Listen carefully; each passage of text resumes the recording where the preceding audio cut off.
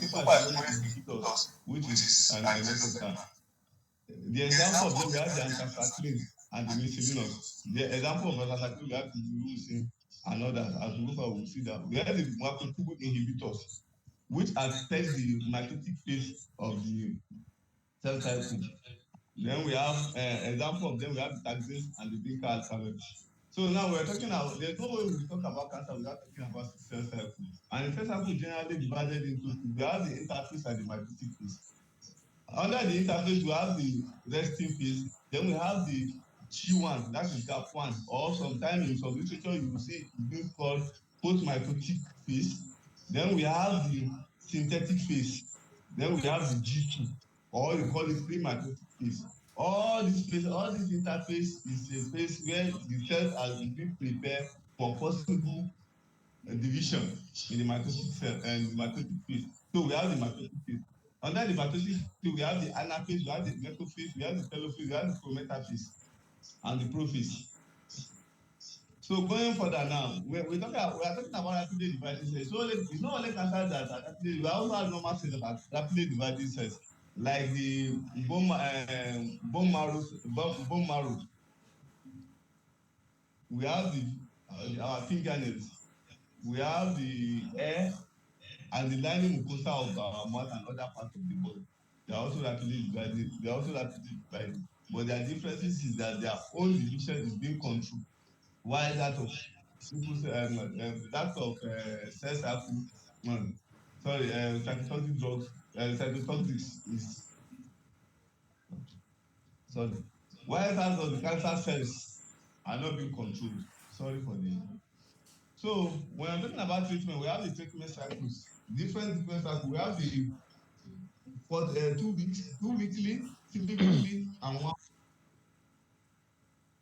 Excuse me, is that what talking? Sorry. So in every cycle, we have either 14 days, 21 days, and 28 days, depending. Each cell cycle completes its cycle within 21 days. Why some the reason why some use 14 days is that there's what we call nursery. As we go further, we will see it. Nursery is the minimum neutrophil count of any cell, and it occurs between 7 to 14 days. So from the normal cells that are now, because most of these cytotoxics are non-selective, they affect both the normal cells and the cancer cells. So after that one 2 weeks, we have this belief that the normal cell can recover to their normal cell. Then we have the fractional cell kill hypothesis. This is an hypothesis that predicts how these masses is being destroyed.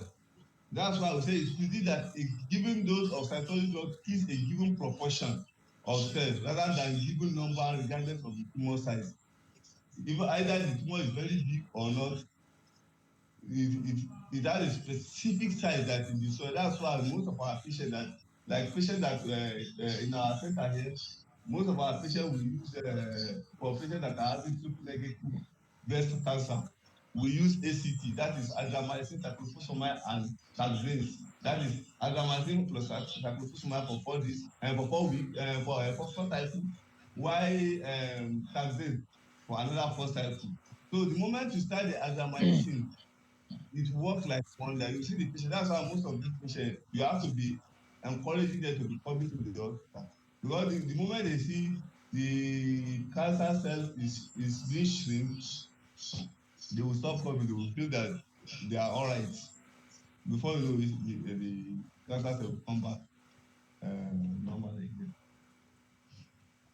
Permanent damage to the bone marrow can occur if cytotoxic drug is administered too often or at doses that are too high to allow bone marrow recovery between cycles. That's why most times they will normally give filgrastim to stimulate the bone marrow to produce more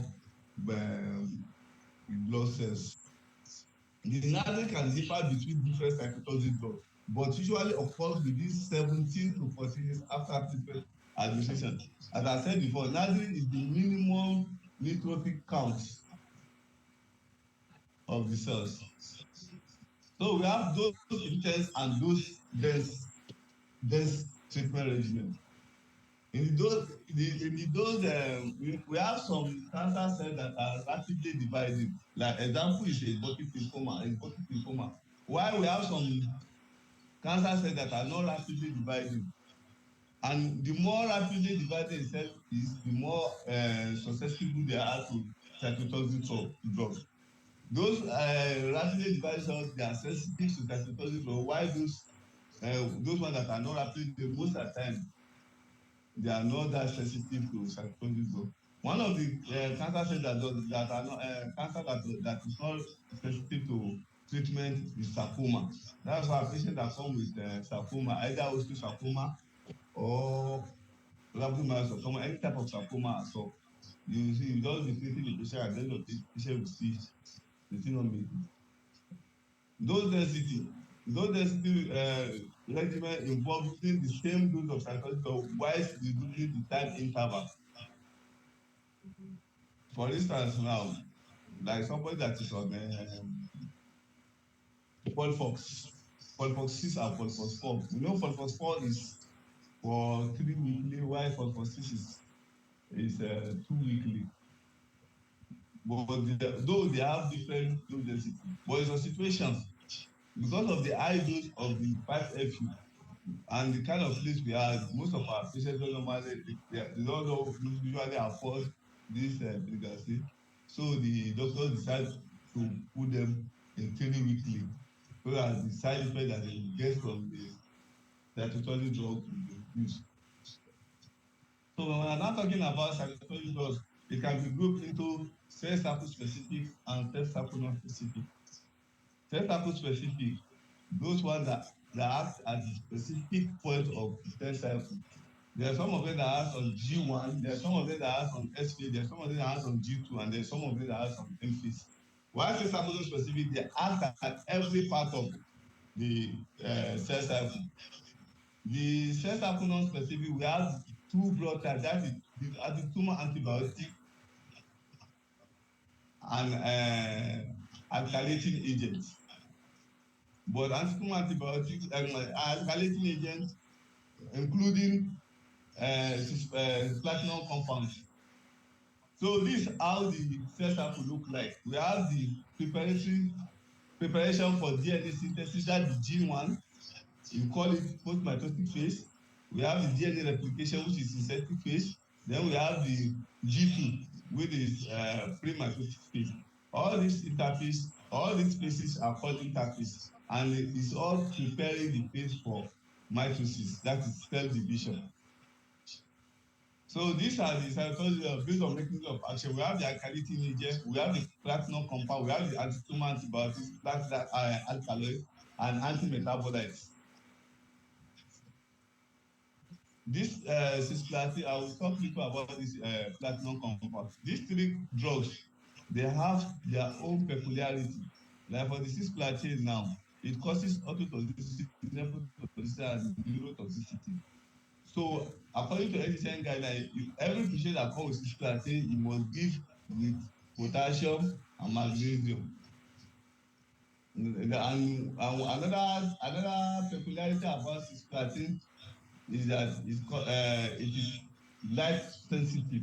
So when being prepared, you have to put it in a container that reflects light. Then for the carboplatin is one of the drugs that we use area under curve to calculate their dose, unlike others. While for the oxaliplatin is the only drug in the platinum compound that we use 5% dextrose water to reconstitute.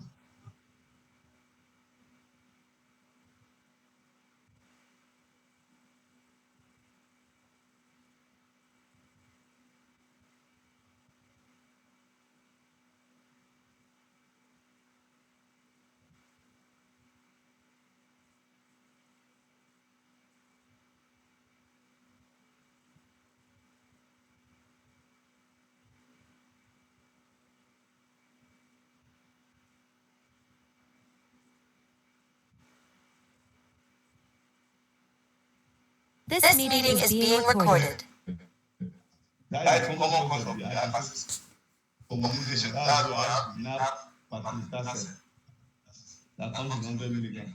Typical dosing weekly is 60 to 90 milligrams per meter square, while every 3 weeks dosing is 135 milligrams to 175 milligrams per meter square. It's only in the breast cancer patient that will use 135 milligrams, but any other condition will use 175 milligrams per meter square. The volume of distribution is 227 to 288 liters per meter square. Initial rapid distribution to tissue with data efflux from peripheral affected by dose and infusion duration. Metabolism is being metabolized by cytochrome P40, that is cytochrome P2C8 and cytochrome P3A4, which shows that any drug that is being metabolized by these enzymes can affect the activity of pancreatic cell. The half-life is 18 to 50 hours, affected by duration of infusion. Excretion is by urine 15%, and remainder is by fluid, approximately 5% unchanged drug. The common side effect of pancreatic is hypersensitivity reaction. Most common with the first infusion early in the administration of that medication. Most reaction are due to solubilizing agent, not the drug itself. We have the myelosuppression, we have the neuropathy, and the myalgia and arthritis. And another thing with the side effect of the pancreatitis is that it's side of serious vomiting and diarrhea, most especially vomiting. That's why every patient that is on pancreatitis has to be placed on dexamethasone, because dexamethasone has an anti-emetic effect. It acts on the chemoreceptor trigger zone in the hypothalamus to prevent vomiting. I think that's the only steroid that has that characteristic being used to treat delayed vomiting, while ondansetron or gallisetron are used to treat immediate vomiting. We have the vinca alkaloid. The mechanism of action, we have example of them, we have the vincristine and the vinblastine. Vinca alkaloid, they inhibit the assembly of microtubules. The mitotic spindle cannot form. Duplicated chromosomes cannot align along the division plate and cell division. Arrest in metaphase of the M phase.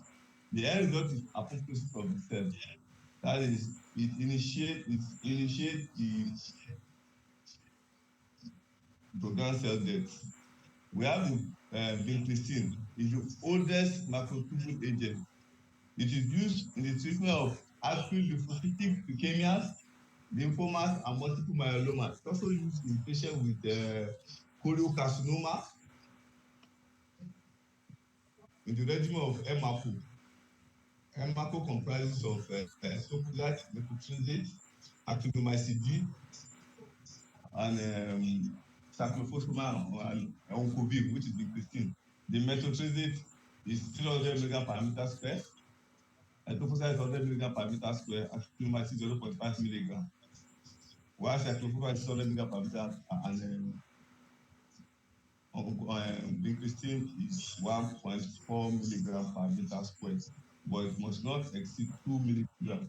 It has the side effect of myelosuppression, neurotoxic, peripheral neuropathy in hand and feet, autonomic neuropathy, constipation, cranial neuropathy. It also causes myelosuppression. Yes. Okay, I said it. It also causes mucositis, serious mucositis, especially in children. Lethal if administered intrathecally. Now I'm going to cyclophosphamide. Another example of drug in the class of cyclophosphamide is cyclophosphamide. The drug class is an alkylating agent. It's a nitrogen mustard. Prodrug that undergoes metabolism in the liver to active state via cytochrome enzyme. Unstable bond to the nitrogen in the active metabolite from alkyl bond to nitrogen in position 7. That's why we said it causes DNA replication. It has a strong anti-inflammatory property in addition to antineoplastic effects, used in autoimmune condition and for prevention of graft versus host disease. The doses varies based on indication, milligram per kg and milligram per meter square. The dosing strategy, oral and IV. The volume of distribution is 30 to 50 liter, approximately total body water. Metabolism, it will be metabolized by the liver. The TRF is 6 to 8 hours. Excretion is primarily excreted in the urine. The common side effect is viral suppression, hemorrhagic cystitis, headache, sinus burning during infusion, unique to all these side effects are unique to cyclophosphamide. Hemorrhagic cystitis, but at very high dose. In fact, some literature said I dose as high as 4 grams before you start looking for medicine for that kind of patient. For the carboplatin, it's an example of platinum compound. It's an alkylating agent. It's a platinum agent. Other platinum include oxaliplatin and cisplatin, as we have said before. It acts as a cross-link between DNA, making links that prevent DNA replication. It's cell cycle independent. That's why I said they are cell cycle non-specific. As I have said before, we have two classes that are generally cell cycle non-specific. That's the alkylating agent. In the literature, platinum compounds are considered as alkylating agents. The pharmacokinesis, the volume of distribution is equal to 16 liter. Metabolism is minimal, some hydrogenation and intracellular metabolism. The TRF depends on renal function. The creating time is 60 ml per minute. Greater than 60, less than 60 ml per minute, 2.5 to 6 hours. Excretion is 70% unchanged in the urine. So the patient, in a patient that is having kidney problem, you cannot give carboplatin. The dosing is typically based on area under the cuff. AUC of 2 generally given weekly, while AUC of 4 to 7 generally given every 3 weeks. Those are calculated using Galvet's equation. So the creatinine clearance, this is how we calculate it using 140 milligram minus age times weight. But generally, we use the creatinine clearance of the patient to calculate the dose of carboplatin. Now, coming to gemcitabine. Gemcitabine is anti-metabolite. The dose is 500 to 1 gram per meter square. The mechanism of action, it metabolizes intracellularly and phosphorylated in a way that mimics a DNA base. DNA replication is interrupted by missense base being incorporated into the strand. It's cell cycle specific, as I said, it acts on the G1 and S phase, even though some literature will tell you that it acts on only the cell phases of cell cycle. The pharmacokinetic consideration, rapid non-hepatic metabolism. The TRF is equal to 45 minutes with infusion less than an hour, 10.5 hours in infusion, 3 to 4 hours in duration. Volume of distribution is 50 ml per meter square for short infusion, 370 ml liter per meter square for prolonged infusion. Extending infusion will affect the AUC of the drug. And if it affects the AUC of the drug, it will increase the risk of having renal problem. Common adverse effects, brain irritation during infusion. We have hematologic toxicities, mucositis, and peripheral edema, even though they are not that common, like the brain irritation during infusion. Oxaliplatin is used for colorectal CA, esophageal CA, gastric, pancreatic, neuroendocrine. It's also used for duodenal cancer, anal CA, those some literature they will tell you rectal CA, colon CA. Administration is is by IV. Must be mixed with 5% Jesus water. The toxicity is normally neurotoxicity. That's why we normally place the patient on B complex. But other side effects is diarrhea, bursitis, fatigue, and the emetic risk is really moderate. We have 5FU. In Hausa language, we call them Boboyaro because they are very dangerous. In fact, we lost a patient as a result of side effect of this drug. It's a very dangerous drug. Primary result is effect by inhibiting thymidylate synthase.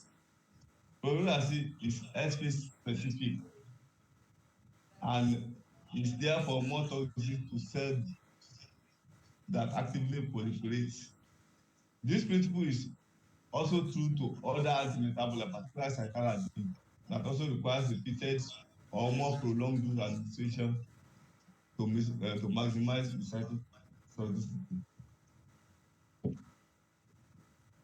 The dose for breast cancer patients, 500 to 600 milligram per meter square.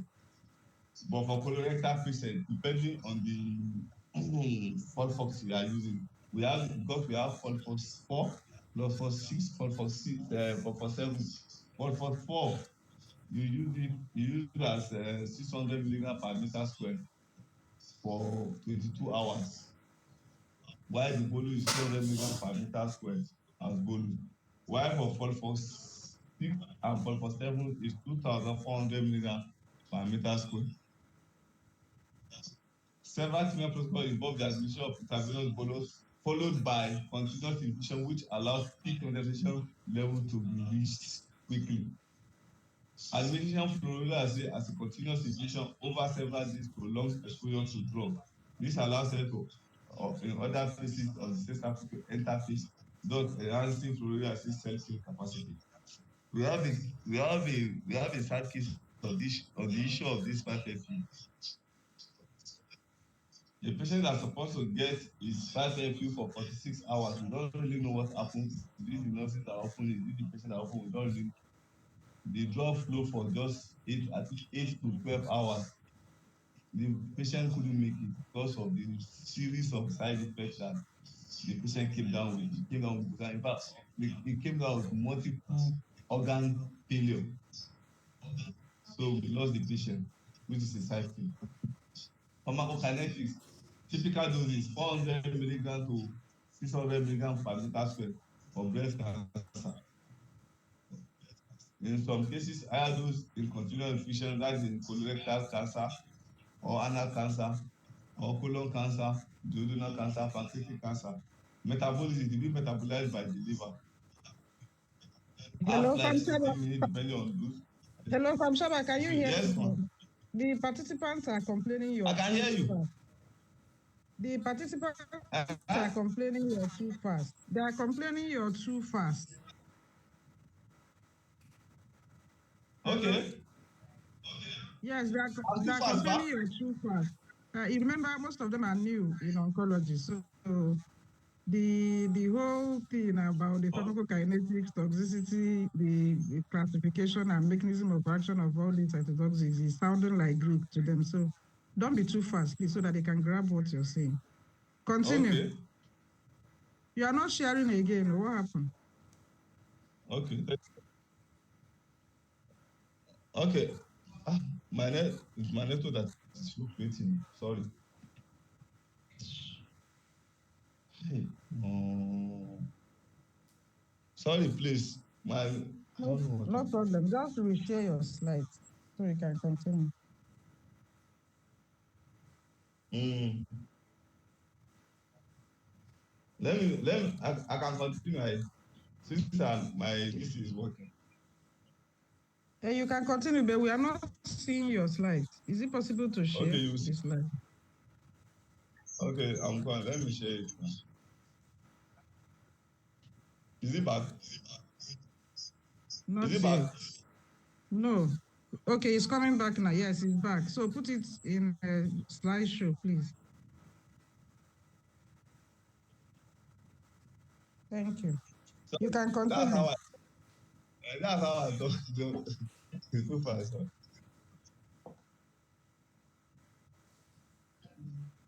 Now, the going to capacitabine. Capacitabine is the prodrug of 5-FU. It's a prodrug. Some people consider it as a 5-FU tablet because it's a prodrug. It has to undergo hydrolysis before it to active fluoric acid. So we use it for breast cancer patients. Also use it for patients that are having colorectal CA, colon CA or anal CA as a combination with oxaliplatin at 85 milligram per meter square. While the capacitabine is are you seeing my slide? Yes, yes, Are you yes. seeing my We are seeing slide? your slide. Yes, sir. You can see your slide. In response to this, statin was developed as an oral prodrug to selectively activate the tumor cells into 5-FU. Please, anywhere somebody don't understand, you should call me back so that I will go back and talk.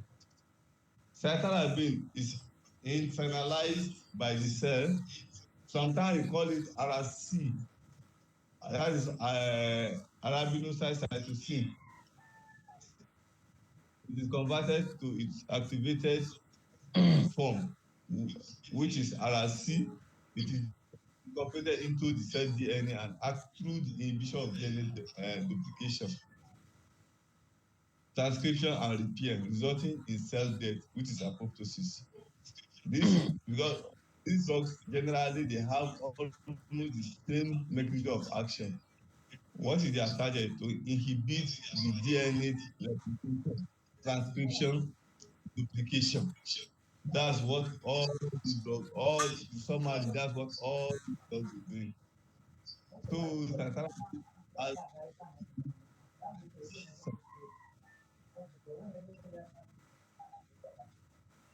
somebody somebody or this thing know.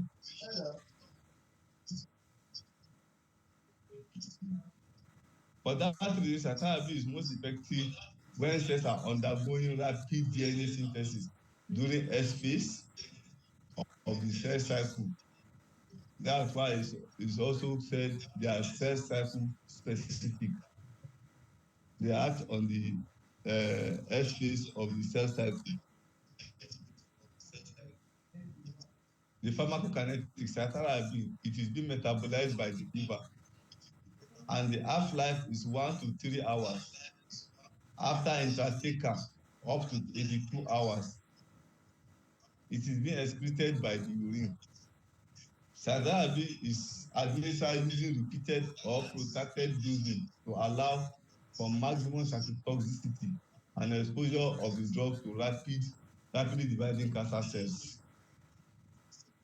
That's why most of the patients that use the drug is hematology patients. Cytarabine can be given via intravenous injection or infusion, also subcutaneous injection and via intrathecal administration. It is used to prevent and treat central nervous system that is became, as I said before, actually site chemotherapy. We have the topoisomerase inhibitor. Topoisomerase inhibitor is divided into two. We have the topoisomerase inhibitor 1, topoisomerase inhibitor 2. Example of topoisomerase inhibitor 1 is irinotecan, while topoisomerase 2 inhibitor is etoposide. And topoisomerase inhibitor is cell cycle specific. It acts on the G2 phase of the cell cycle. For the irinotecan, is used mainly for patients that are mostly not mainly, mostly for patients that have metastatic colorectal CA as a second line chemotherapy.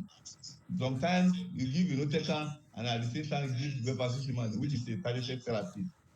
If in a situation where the colorectal cancer patient treatment has failed with oxaliplatin. So sometimes in some situations they give folfoxiri, that is combination of both oxaliplatin and inotecan as a second line if oxaliplatin alone fails. So topoisomerase are enzymes that regulate DNA structure by altering its supercoiling and topological state during replication, transcription. There are two broad classes of topoisomerase within the cell. We have the topoisomerase 1, which involves the DNA replication transition by forming single-strand DNA break, while for the topoisomerase 2 is double-strand DNA breaks. This is how it looks like. One, topoisomerase inhibitor is a double-stranded break in DNA backbone.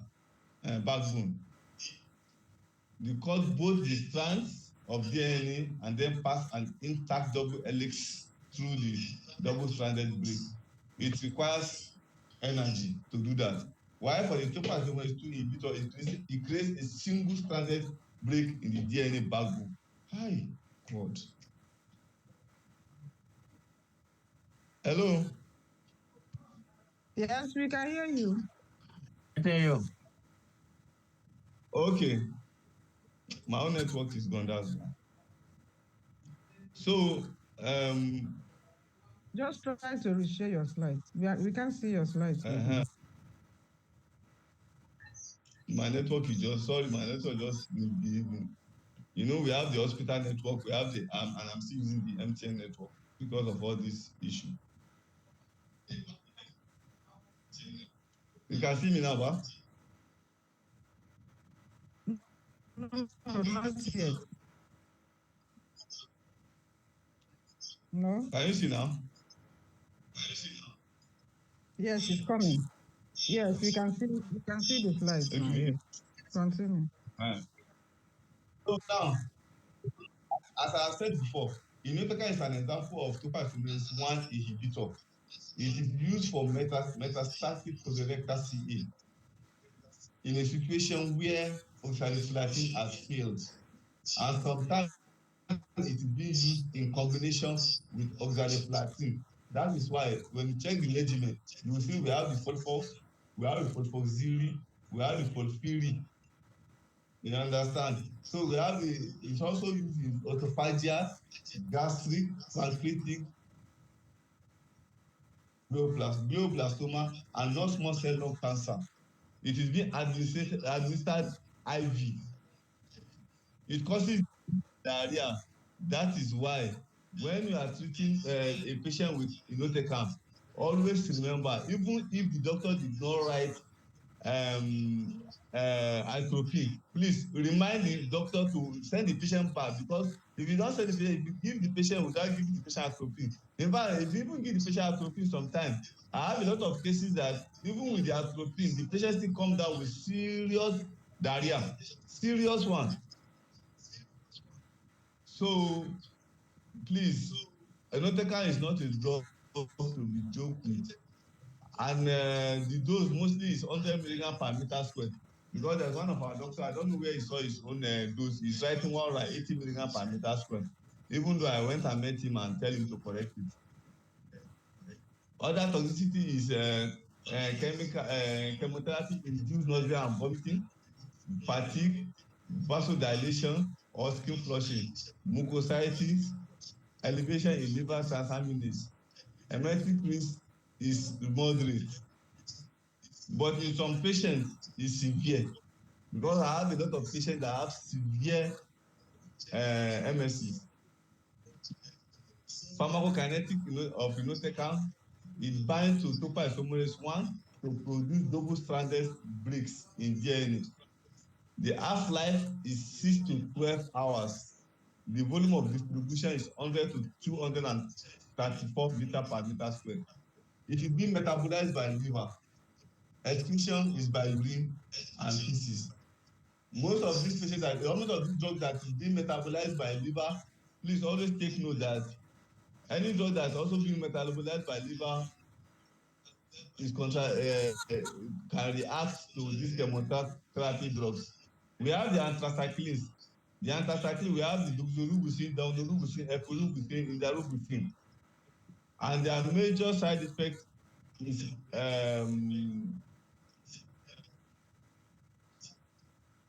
cardiotoxicity. It causes serious cardiotoxicity. That's why in a patient that is having cardiac problem, we normally convert it to either epirubicin, because epirubicin has a less cardiotoxicity compared to doxorubicin. But doxorubicin is more active than epirubicin. So in a situation where the patient has to give doxorubicin, you go for lyophilized doxorubicin. And there's something that I'm correcting in this in this our facility, because I've been fighting with doctors because of that. This doxorubicin, if you go to CHOP regimen, the CHOP regimen, we have the cyclophosphamide, the hydroxydonorubicin, the oncovin, and the prednisolone. So when you tell patient to go and buy, if they will tell patient to go and buy drug, it's not a patient to come to my place together, they will go outside. When they see daunorubicin, they will now go and buy the daunorubicin, thinking hydroxydonorubicin is also daunorubicin. And the doctors, because most of them they are house officers, they don't know much about this drug, they will just administer daunorubicin. So please always take note of this. Hydroxydonorubicin is not the same as daunorubicin. Hydroxydonorubicin is also called doxorubicin. Please, and you cannot interchange them for a CHOP regimen. Yes, yeah. There are also liposomal anthracycline formulation available, such as the liposomal doxorubicin for patient that is having cardiac problem. The mechanism of action, it intercalates between DNA-based pairs, impairs topoisomerase 2 function, and inhibit replication and transcription. It is potent bound of 75%. The volume of distribution is 700 to 1,240 liters per meter square. It is also being metabolized by the liver. There's not I want people to take note about this chemotherapy. Most of these drugs are being metabolized by the liver. So other drugs that are being metabolized by the liver, because the activity they are affecting. Half-life is 1 to 3 hours. Excretion, 40 to 50% is by feces, and 5 to 12% is in urine. One of the most significant dose-limiting toxicity associated with anthracycline is cardiotoxicity, as I've said before. And for this reason, the cumulative dose of anthracycline should be monitored each year, because we have total cumulative dose of doxorubicin that must not be exceeded, and it is 450 to 550 milligrams per meter square. When a patient has reached that limit, you can't give that patient, because even if you give the patient doxorubicin, you are just increasing the toxicity in the patient's body, but the doxorubicin will not do anything for that patient. Because I have a patient that has been using, we have to stop doxorubicin because it has exceeded that limit of 450 to 550 milligrams per meter square live dose. So now we have the bleomycin, mitomycin, and dactynomycin D. They are all anthracycline and antitumor antibiotics. But in some literature, you see bleomycin as miscellaneous and not anthracycline. But mitomycin and dactynomycin are all anthracycline. Bleomycin is an antibiotic that possesses both antitumor and antimicrobial properties. It exerts its mechanism of action its exact molecular is not fully understood. However, it ought to bind to DNA. It produce a single and double-stranded DNA break and inhibit DNA and RNA protein synthesis. And it's associated strongly with pulmonary toxicity with cumulative doses. It is often used for treatment of lymphomas and germ cell tumors.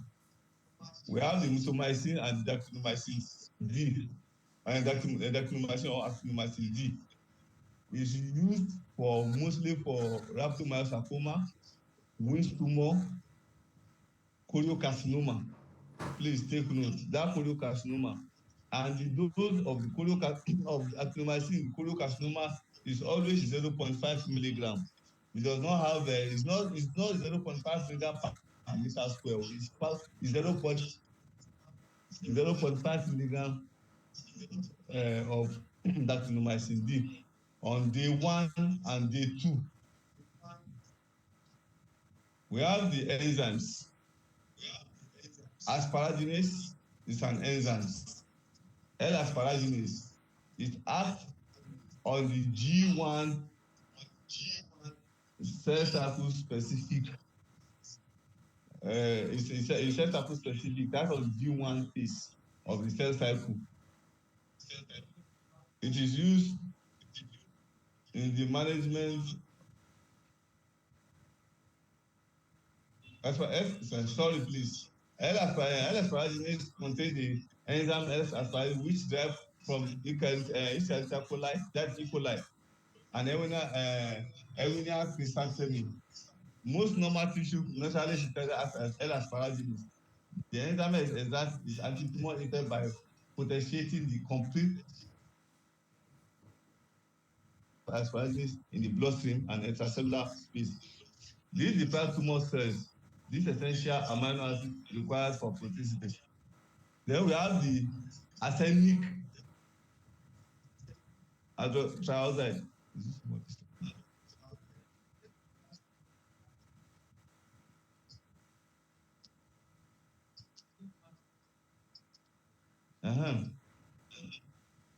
It's believed to induce morphological cellular changes and DNA fragmentation. It's an essential drug in the management of acute bromolytic leukemia. It is disease. In this disease type, it is believed arsenic trioxide exerts several more specific actions, including induction of cellular differentiation and apoptosis, growth inhibition, degradation of the characteristic alpha gene specific to the disease. We have different type of mechanism of resistance, even though most drugs, not only cancer drugs, has the same mechanism of resistance, which is increased drug efflux, reduced drug uptake by reducing the activity of transporters, target alteration, mutation, change in the drug target, topoisomerase and tubulin, prevent it from binding effectively, enhance DNA damage.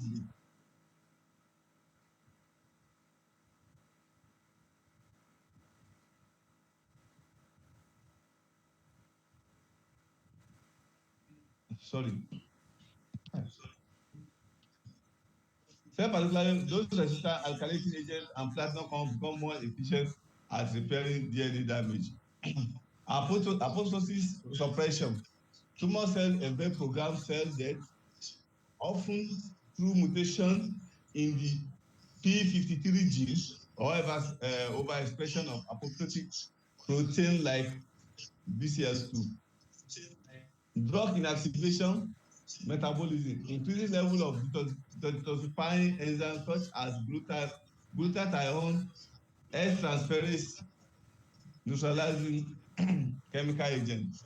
Then we have tumor microenvironment, high interstitial pressure, low pH, and tumor hypoxia restrict drug delivery into the tumor, creating a physical barrier to therapy. So this is my references. Thank you for listening. President. Thank you so much, Pam Shaba, for that wonderful presentation. When you were talking about irinotecan, I remember when we were doing training at University of Ilorin Teaching Hospital, the team of oncology pharmacy professors that came from US that trained us, they told us that once you hear irinotecan, that you should remember I run to the can. The diarrhea that comes with irinotecan is something that you need to prepare the supportive care very well before you can attempt administering irinotecan to a patient. Thank you for this wonderful presentation. Thank you so much. So the next presenter is Haruna. Are you the next presenter? Hello, from Haruna.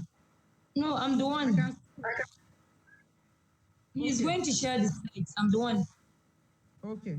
Thank you so much. So we have the HOD of Federal Teaching Hospital Katsina from Salewa coming to continue this presentation. Please put your slides on a slideshow. Thank you. You have the floor, ma'am. Hello? I said I have questions to ask. Okay, go ahead. Okay. But we wanted to finish the whole presentation before we can take questions, but you can ask. Okay, there is a point that he made regarding, he said any drug that can be metabolized by the liver can react to the drug. Like, I didn't get what he was trying to say, because I noticed that most of the drugs are metabolized by the liver. So I wanted to get that clearly. We'll talk about that during the question and answer. Don't worry. Let's finish the whole presentation. Okay. Famsa Lewoya, go ahead. Okay. Good morning once again. I'm pharmacist Hafsat Sukrisaula from FTH Katsina. I'm here to continue the presentation. I'm going to be taking us through targeted therapies with focus on monoclonal antibodies and small molecules. Good morning once again. So next slide. So what are targeted therapies? Whenever we are talking about targeted therapy, we are talking about precision or personalized treatment. So in cancer, basically, we have, let's say, the local therapy, which is localized, like the surgery, radiation therapy. Then we also have the systemic. So in the systemic therapy, my colleague has already taken care of the cytotoxics, which he has taken us through their oncology. Then we also have the targeted therapies and immunotherapy. So if we are talking about targeted therapy, it means, as the name implies, we are targeting something specific or unique to that cancer. So they are basically drugs that act on specific molecular alterations in cancer, which we assume in cancer cells, and ideally they are supposed to be absent in normal cells so that to avoid side effects and the rest. Next slide. So as I have already said, they form the basis of precision therapy. So how do they work? You know, some of these, they have their targets, some on the cell surface, some inside, some even target small vessels. How do they target surface of the proteins? So just stay here. I will ask you to move. So these are same proteins that are found on healthy cells, and they are uniformly present. So when we say those on the surface, it means they are on the surface of the cells, as the drawing implies here. And they are necessary for that cancer survival. So that is why we are targeting them. Next slide.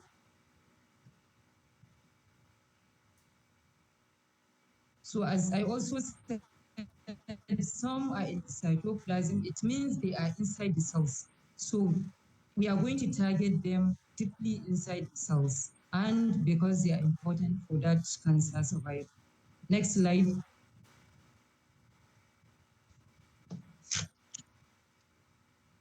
So those in the cells, as I said, they are only targetable if they have a notch or a pocket, because they can't travel without any carrier.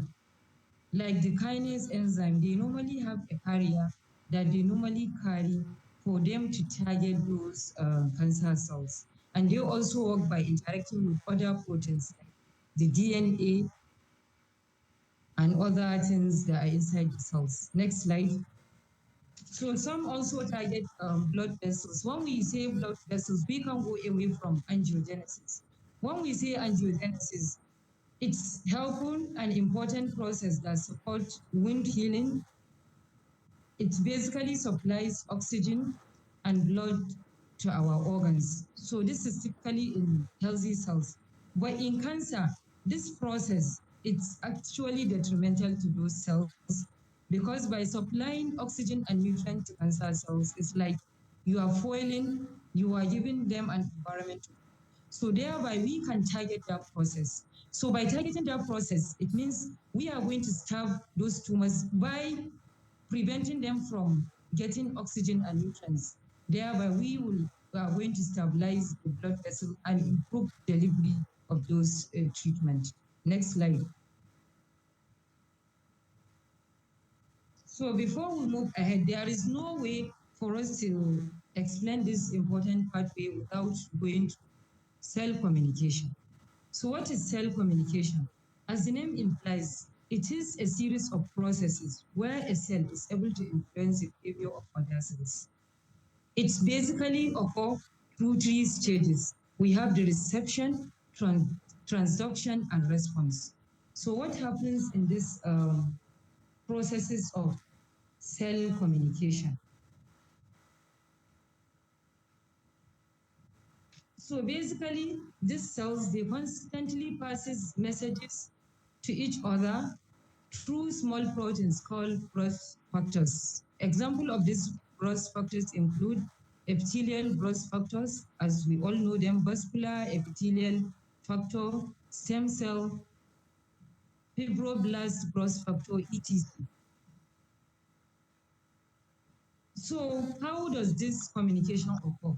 As I said, it's basically utilize the presence of growth factors, and these growth factors, they are typically found on the surface of the cells. So once they are there, before that reception happens, as I said, it's three stages. Those growth factors will attach themselves. They will find their receptors on this surface of the cells. They will attach themselves on the cells. So when they attach, they will get a series of reaction which leads to that transduction I'm talking about. So how does it occur? When they attach to those receptors, they pair off. So when they pair off, the two receptors, they will modify each other. So when they modify each other, they use ATP, whereby using ATP, phosphorylation will occur. So once phosphorylation occurs, that's transduction through docking of proteins, a series of reaction will occur. So thereby, since there are a series of chain reaction in these pathways, it means it can be a good target for us to convey our targeted therapies. Why is it possible to do this cell communication target? Because all the activities that are happening in the cells, it depends on this communication pathway. There are receptors attached. There are also growth factors, as I said, but it depends on how much, for how long, and what is the circumstance of the cell. How does it found itself? You see, they will grow to the multiplication, survival, to the series of where the cell will die. So cell communication are overactive in cancer cells. So if they are overactive, it means there is overproduction of those proteins and something is faulty or missing. Thereby, we can also attach those things. So how does it occur? As I said, because it's possible, because it works. These pathways, they are overactive, and cancer cells depend on them for survival. Thereby, attacking it, it means you are dying off the pathway of the cancer growth. Then, next slide. Okay, this is it. This I said for the sake of this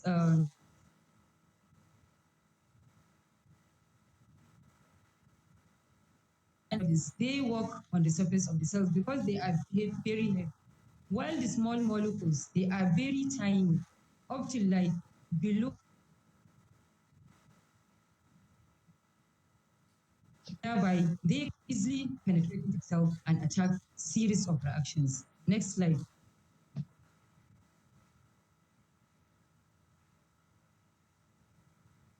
I have already explained this. Let me summarize all communication pathway.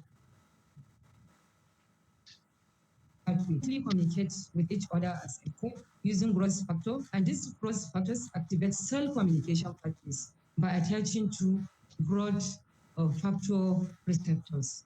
So cell communication pathway, we also call it signaling pathway, transduction pathway. It can affect cell behavior, as I said, in various ways. Because if there is overactivity, or maybe it meets a circumstance whereby it can work, it can stop the survival of the cancer cell. There is also a wide range of mutation and other mechanisms that renders these pathways overactive in cancer cells. So in each cancer type, some mutations are more common than others. So as I said, they work, but not forever in some circumstances. The cancer behavior is driven by, if it's driven by several mutations, it means some factors can occur whereby the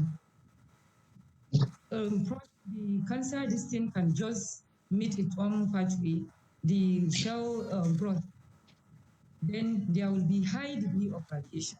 So in these ways, it will work, but not as really as if there is minimal or no mutation. Next slide.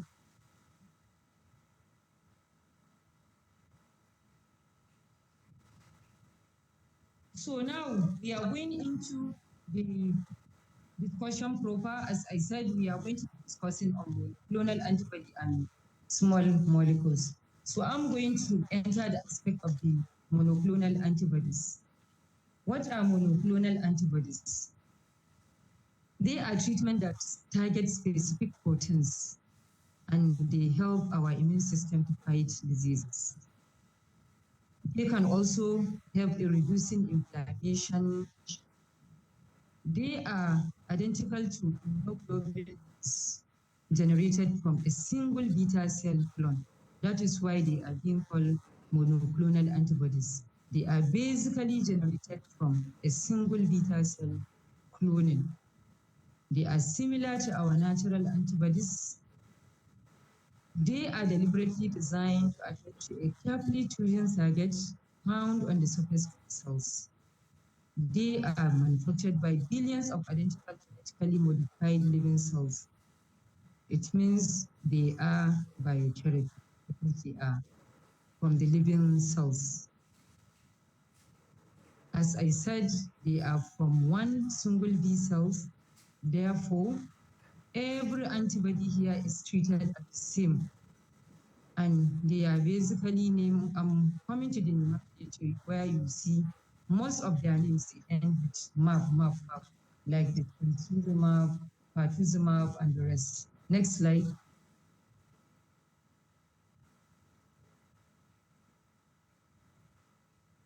So this is the nomenclature of the monoclonal antibodies.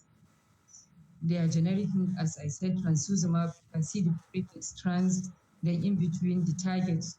This is their target. So you can see, you can easily identify them even from their names. By the prefix in between at the middle,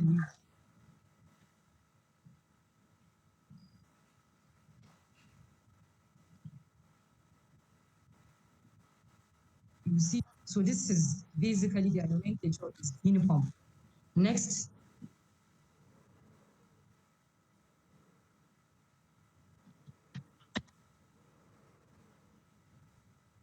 So this is their source, this is their, and this is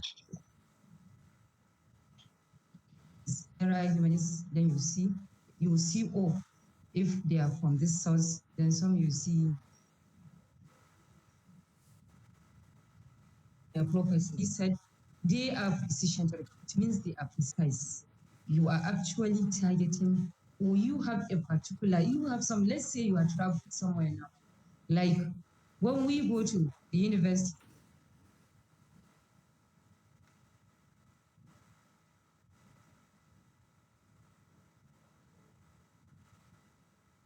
graduate and that. So that is so for the monoclonal antibody. They also have long half-life. That is why we have the opportunity of giving them over a period of time. And they also have the ability to block those targets that we are talking about. And they have the ability to recruit the white blood cells because they're versatile too.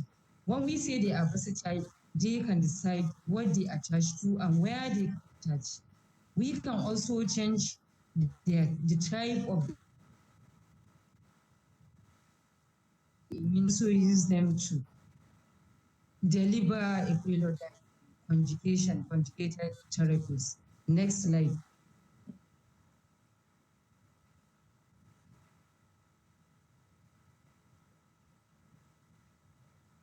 Next slide. So we are going to take few of them through their mechanism of action. For example, the trastuzumab we are going to talk about, unlike most of other receptor, it pair off with HER2 receptor without any growth factor even being present. You see, it has a uniqueness. It's just designed to attach to this one. So it's when you just give trastuzumab, all what it's going to do, it has a particular, all its target, where am I going to identify those HER2 mutations? So once they identify them, they will just go and target. Once they are targeted, they will block all the mutations, thereby the cancer cells will die through signals generated. So 20%, as we said, of these breast cancers now, they are HER2. So in practice, even whenever we are having patient, let's say the team realize there is a particular target for that cancer, we are actually a bit off in the sense that we know what we are going to target. But unfortunately, their basic limitation is the cost. But if not for the cost, they are fantastic. We can attest to that, all of us that are in practice. Once you identify that particular target and you give the drug, we are seeing improvement. Next slide.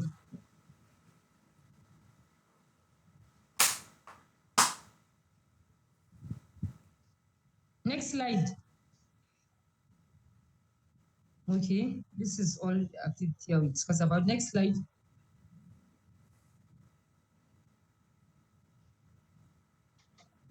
Then the next drug we are going to talk about is the pertuzumab.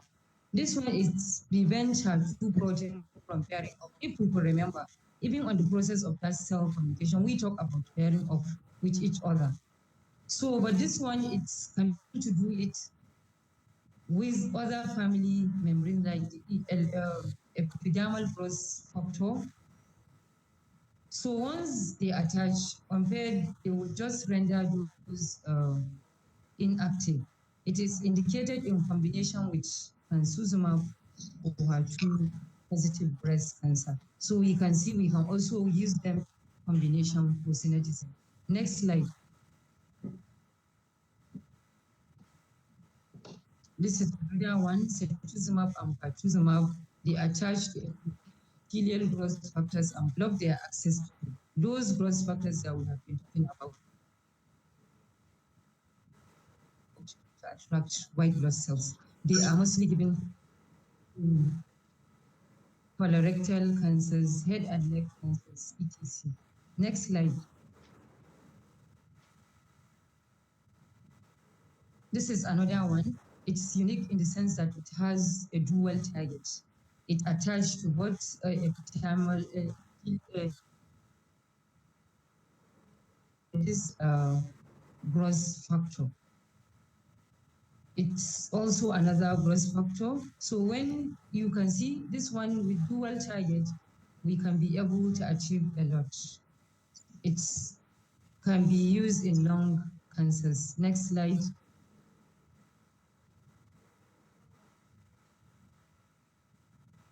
This is another one, bevacizumab. It's also bind to these growth factors, thereby attaching, and on the surface of their blood vessels, it will attract a series of particles of events, thereby leading to angiogenesis. You can remember we talked about it. It's this one is unique in the sense that it's going to be targeting blood vessels, thereby limiting their supply of oxygen and nutrients, which is necessary for survival. If we could remember, we've already discussed about angiogenesis, and we said it's also an important target for cancer treatment. It's indicated in metastatic colorectal cancers, renal carcinomas, cervical, ovarian. You know, it's unique in the sense that you can use it in cancers that other therapies cannot penetrate. Next slide.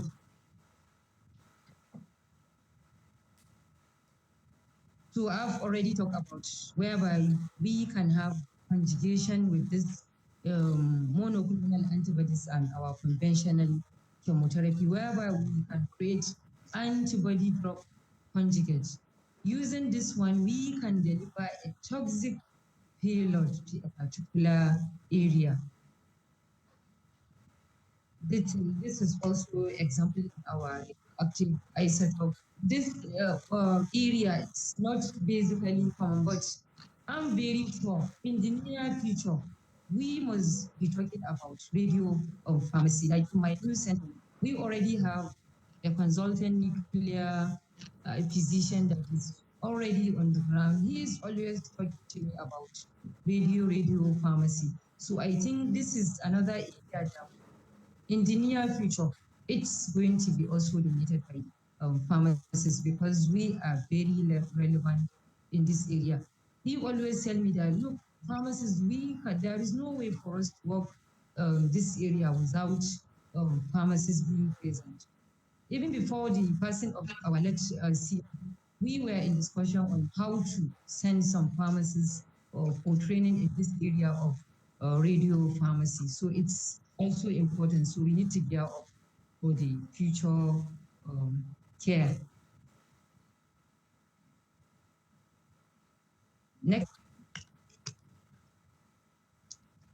Next slide.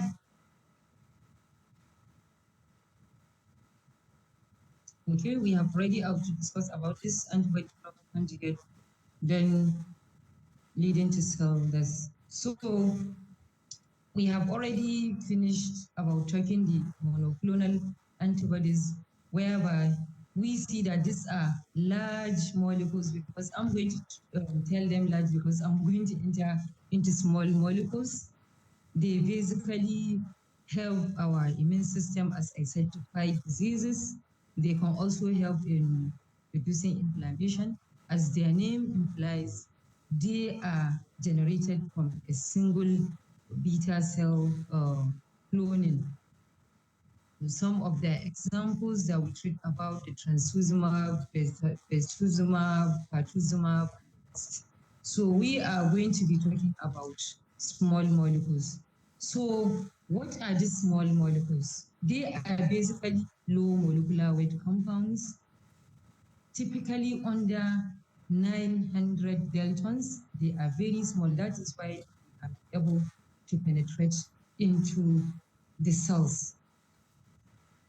They enter cells easily, as I said, because of their molecular weights. Once inside the cell, it can affect other molecules, such as protein, and may cause cancer cells to die. That is why we are talking about them here, cancer therapy. So how do they do that thing? So they basically do it through kinases. So these kinases, they are enzymes that attach phosphate to some things. You know, whenever we are talking about cell, there is what we call phosphorylation. So for phosphorylation to take place, a protein called kinase, must bind with ATP, our almighty ATP, in order to transfer chemical energy. So this chemical energy, that is what we are targeting, blocking, using small molecules that can block these kinases. Because when these inhibitors bind ATP sites of kinases, they block them, thereby preventing phosphorylation. So how does it? As I said, this molecule, it will attach this phosphate, this ATP, thereby a substrate will be created. So this one will often be in an inactive protein. So once this is blocked, we can be able to manipulate the growth of the cancer cells. They are a group of enzymes that catalyze chemical reaction, as I said. They cause phosphorylation. So that is what is protect phosphorylation. Next slide.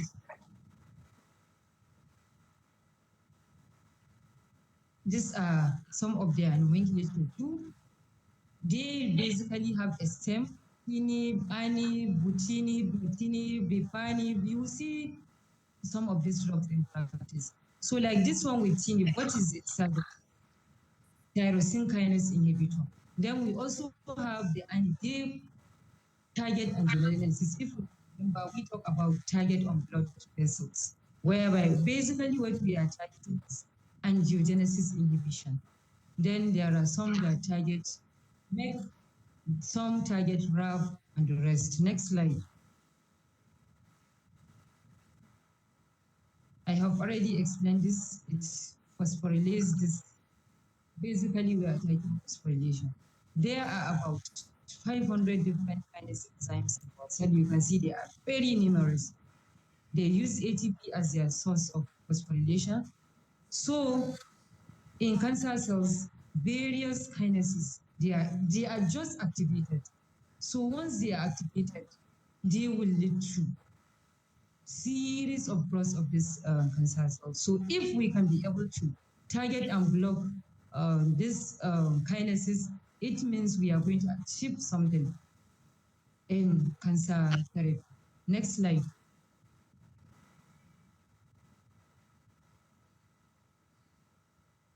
So once kinase inhibitors, as I said, they are pitched to the ATP binding side of one homokinases. Once they are pitched in its inactive shape, then it will go into the inactive shape, whereby it will work. Some are reversible, some are irreversible. Some even fits elsewhere into the cells. Next slide.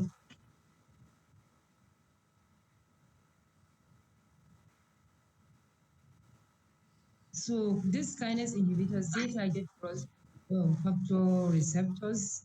Some of their examples, we have the getinib, afatinib, lazatinib, which can be used in lung cancer and the rest. Next slide.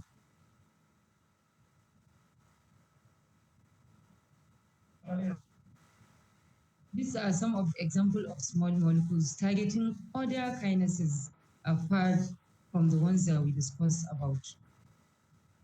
You can see them and their indications.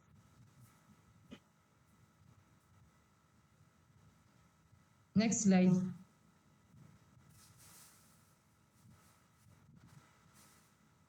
So there are also some small molecules that are not kinases, like the RAS proteins, but they are also powerful enzymes that are involved in cell communication. So these ones too, if we can be able, you can see from the diagram, this small molecule has already entered into the cell and it can be able to fit into these receptors, thereby leading into cancer.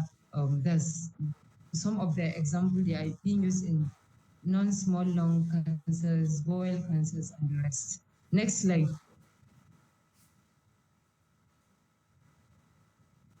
Then another example of this small molecule, we have the cyclin-dependent kinase inhibitors. So these ones, they are involved in cell cycle. We have the CDK4, CDK6. They are overactive in cancer cells. So since they are overactive in cancer cells, it means targeting them can also lead to cancer cell death. Some of the example is the abemaciclib, palbociclib, etc. So this is our cell cycle, which my colleague has already explained in other presentation. Then we also have next slide. Next slide. Then there are other small molecules that don't have kinase targets too. We have the PAP inhibitors. They are used in treatment of genomically unstable cancers. Some of the example is olaparib, balirib, etc. They are used in some patients with ovarian cancers, and also in men with hormone-resistant prostate cancers. Next slide. So slide is going to tell us the difference. What is the uniqueness of monoclonal antibodies? It means monoclonal antibodies bias the small molecules. So let's see how is their uniqueness with respect to each other. So monoclonal antibodies, they are basically, as I said, they are large molecules basically manufactured using cells based on natural antibodies made by our immune system. While on the other side, small molecules, they are tiny chemicals. They are basically synthesized in the lab. They are just synthetic in nature. Various mechanism of action for the monoclonal antibody depending on antibody and what they are going to target. What of these ones? They basically fit a pocket. I said they have a career, a kind of pocket which we design on the diagram to target a particular protein and block their activity. And they diffuse into the cell membrane, thereby comfortably targeting the cells inside the cells. For the monoclonal antibodies, as we said, they are incredible, they are precise. We sometimes even call them precision therapy and attached to only one target. Once you give molecules, we know specifically this is what we are going to target, nothing more, nothing less. However, in small molecules, they sometimes have multiple targets. So monoclonal antibodies find it less easily to travel. That is why even when we draw, you can see their target is on the surface of the cell. While on the other hand, small molecules, they can be able to diffuse inside the cells and attack those cancer cells. These ones must be given intravenously or subcut with monoclonal antibodies. While on the other hand, see the small molecules as being used orally, and some can be given intravenous or subcut. So they have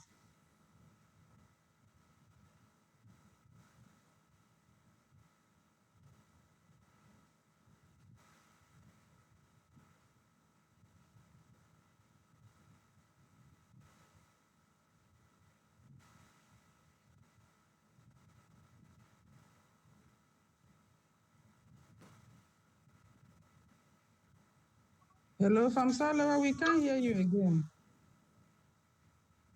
It's like the network threw her out. Fam Haruna, are you there? Yes, ma'am. I think it's remaining one slide from her side, one or two. Okay. I think network threw her out.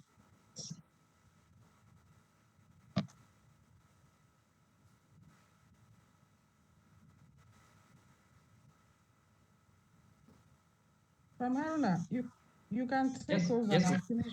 You can finish the few slides and then proceed with your own presentation. Okay.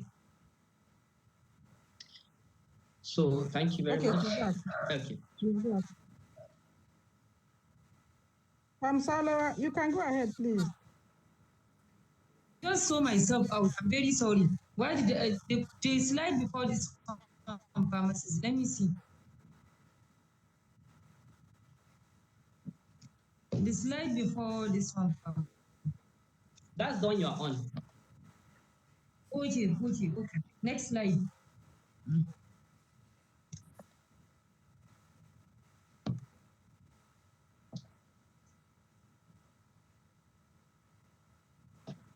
Next slide, bro. I think, okay, we have already run up this one. Next slide. That's the, now you can look at Okay, because I have already joined with my phone, let me go out. So, in summary, so let me just summarize what we have said. As I have said, targeted therapies, they are often small chemical compounds or monoclonal antibodies, which we have already discussed about. They are antibodies generally targeting on the surface proteins. So once we say antibodies on the surface, we know we are talking about monoclonal antibodies. Then for the small molecules, they target proteins in the cytoplasm. They often target protein that is overproduced by cancer cells or that is very important to cancer cell survival. Target is ideally absent, as we said, it should be absent in healthy cell, or it's not important. But sometimes you can see that they may often touch some targets that are useful to the cell. That is when we used to have some side effects.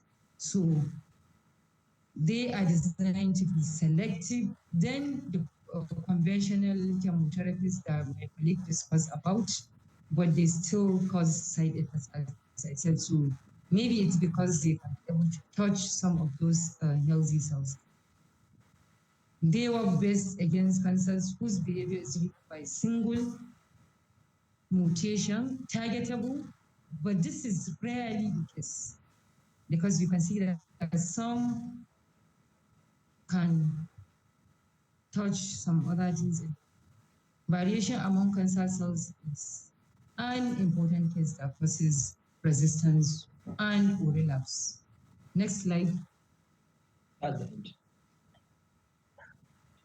So before I round up, I think there is something I intended to talk about before my colleague starts his own therapy.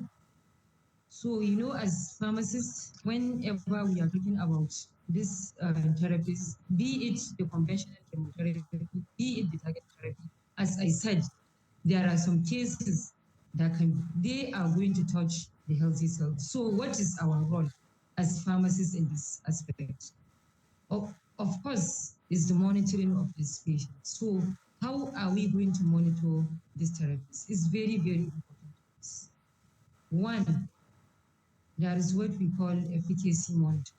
As pharmacists, we should be able to know that, is the treatment really working?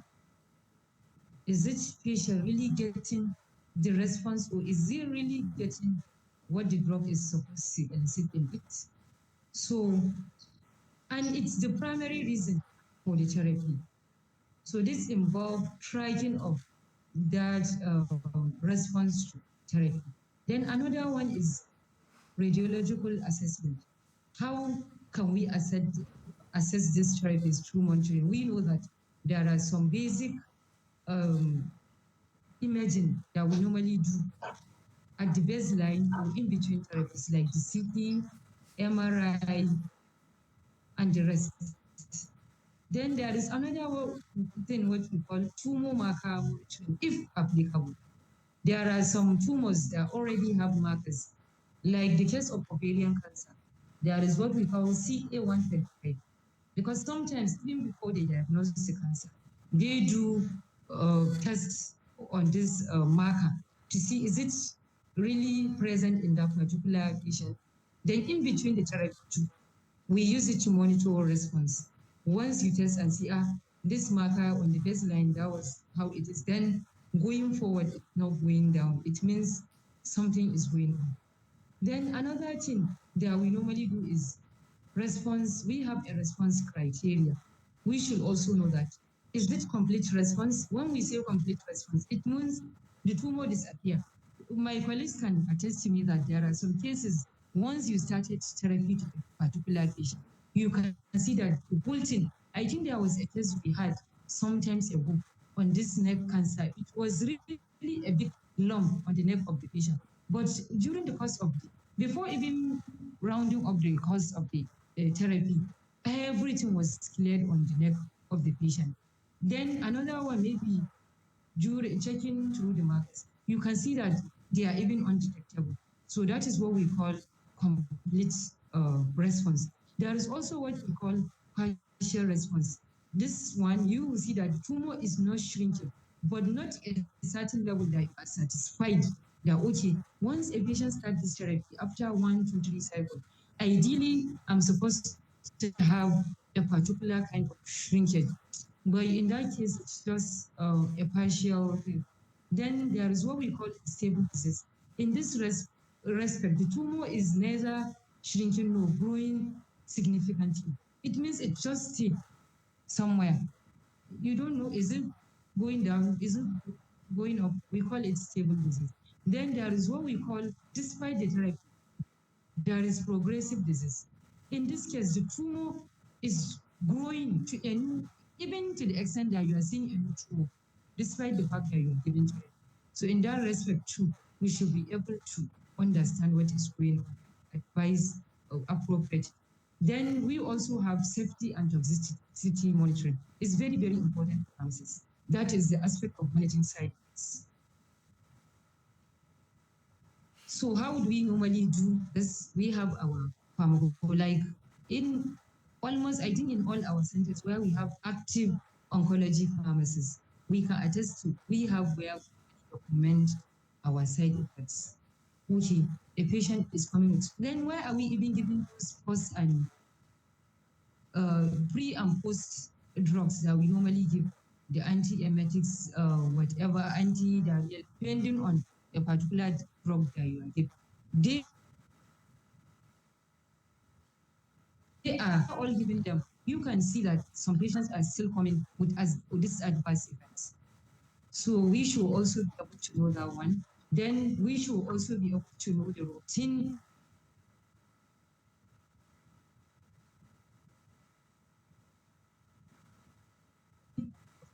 You know, there are some tests that before even starting particular therapy, as pharmacists, you need to make sure that those tests are normal and they are okay.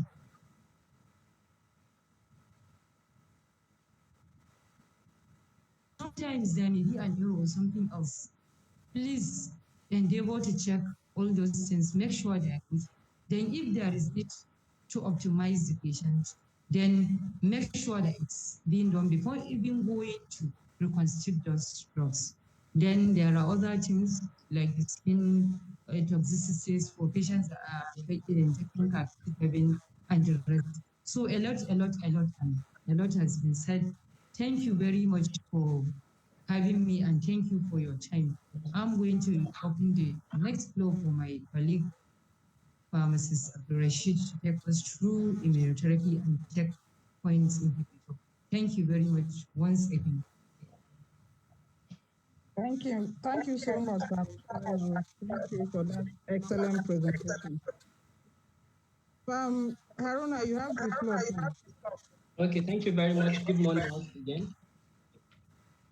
It's going to be used, as you said, I'm going to wrap it up. So this part is going to be brief because it's going to be introduction to immunotherapy, and then we look at the checkpoint inhibitors. Cancer treatment is evolving. You can see that for decades, for years, in fact, centuries, the treatment has been evolving, right from surgical procedures where the solid tumor are removed about 4,000 years ago, down to the introduction of nitrogen mustard in 1940s, and then targeted therapies in 1990s, and then we have now immunotherapy. So we can see that there is progress in the treatment of cancer. And that is why I can say that we are still struggling. Some of these things, you can see that the introduction of targeted therapy was in 90s, but still some of our patients are not getting some of these things because of many factors, financial sector, etc. So we have to work hard to see that our patients are getting the best. So what is this targeted therapy? immunotherapy. The fact that cancer exists, it means our immune system is not doing its job. Immunotherapy targets the relationship. You have a relationship between cancer and the immune system. Ideally, our immune system should protect us from getting diseases such as viruses, cancer, etc., etc. But unfortunately, they have been overworked. Probably they have been overwhelmed. Then the body get disease like cancer. So you're trying to create a potent cancer fighting system that will fight the cancer. That is what immunotherapy does. So in summary, immunotherapy uses certain parts of our immune system to fight the cancer. You stimulate the body to work smarter or harder in order to attack cancer cells. That is what immunotherapy does. So what are the key players in this immunotherapy? The key players are the T cells, the T helper cells, the dendritic cells, and the regulatory T cells. Our immune system is constantly looking for viruses, cancer cells for destruction. These are the T cells, natural killer cells, macrophages. These are the most cells that are looking for damages, for cancer cells, for destruction. Majorly, the cytotoxic T cells, they are the ones that kill the cancer cells. Then we have the orchestrators. These are the ones that release cytokines, stimulate beta cells to produce antibodies that will attack the antigen. We have the dendritic cell. These dendritic cells, they don't actually kill cancer, but what they do is to go around and scout and get those antigen or cancer cells and present it to these T cells for destruction. So they are not actually doing the killing, but they are showing or activating the T cells to destroy cancer cells.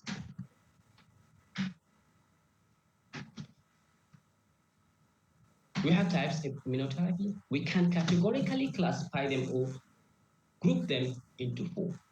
We have the monoclonal antibodies. It has been explained what monoclonal antibodies are.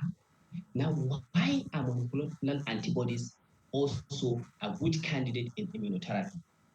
We've mentioned it. My HOD has mentioned it, that part of the properties, if we can remember the properties of monoclonal antibodies, is number one, precision. They are so precise that they bind to a unique molecule. So you have a target. It's like a missile. When you have a targeted missile, when you target a spot, you know it's heading to where you intend it to be. So they are so precise that they are useful in immunotherapy. Secondly,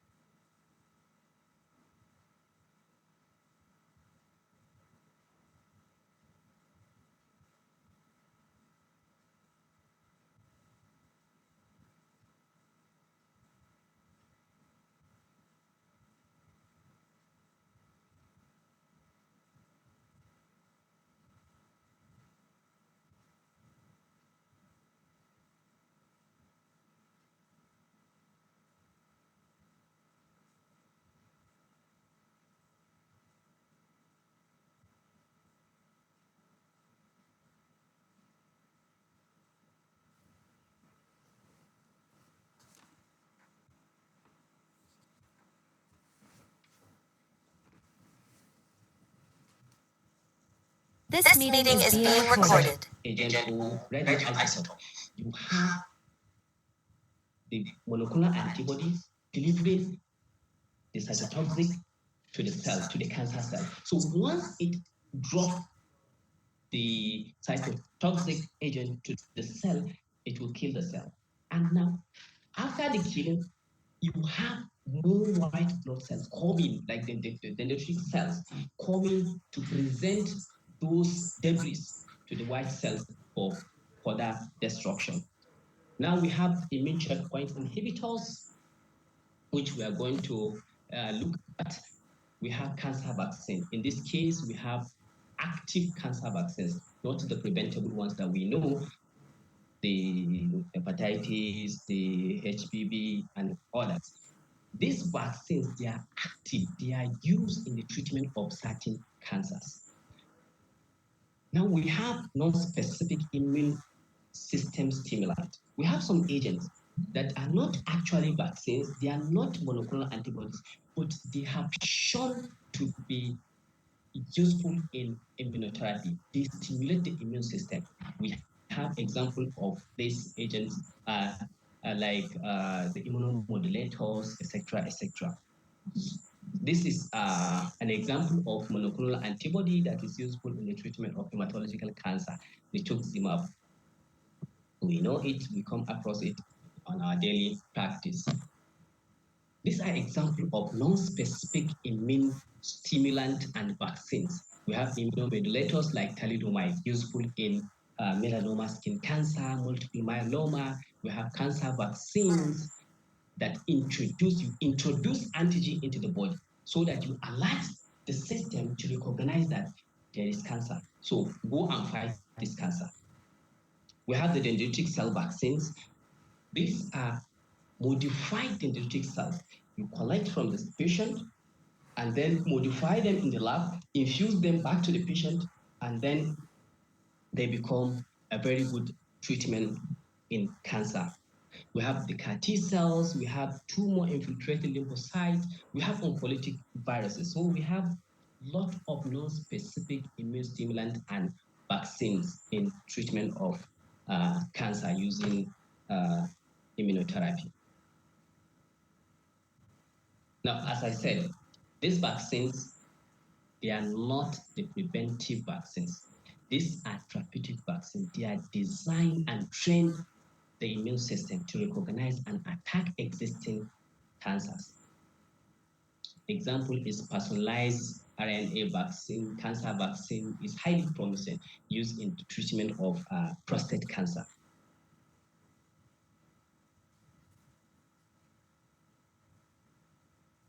So we now move to the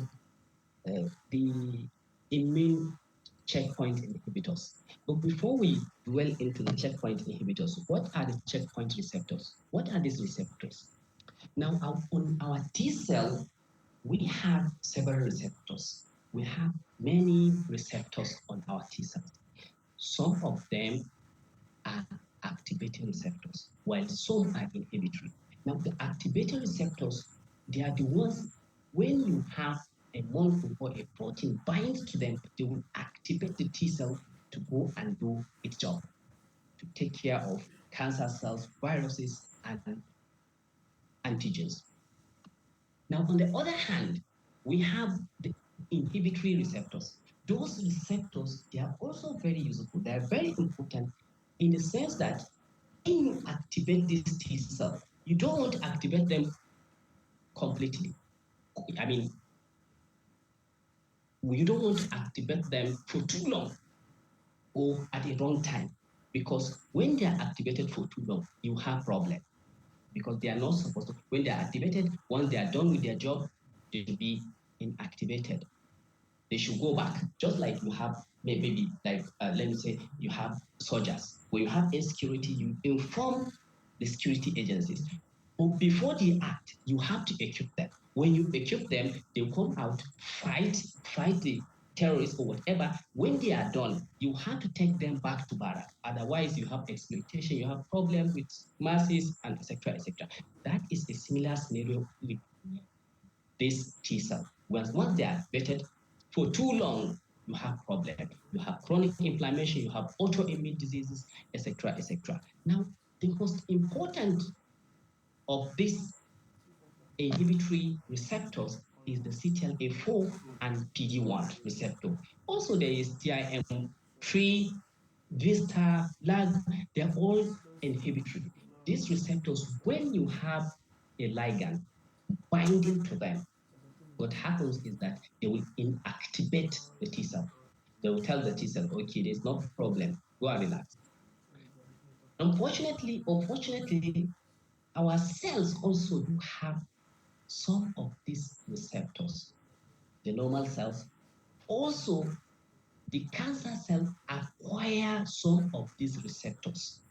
Some of these receptors have been acquired by cancer so that it will evade, it will continue to grow and multiply.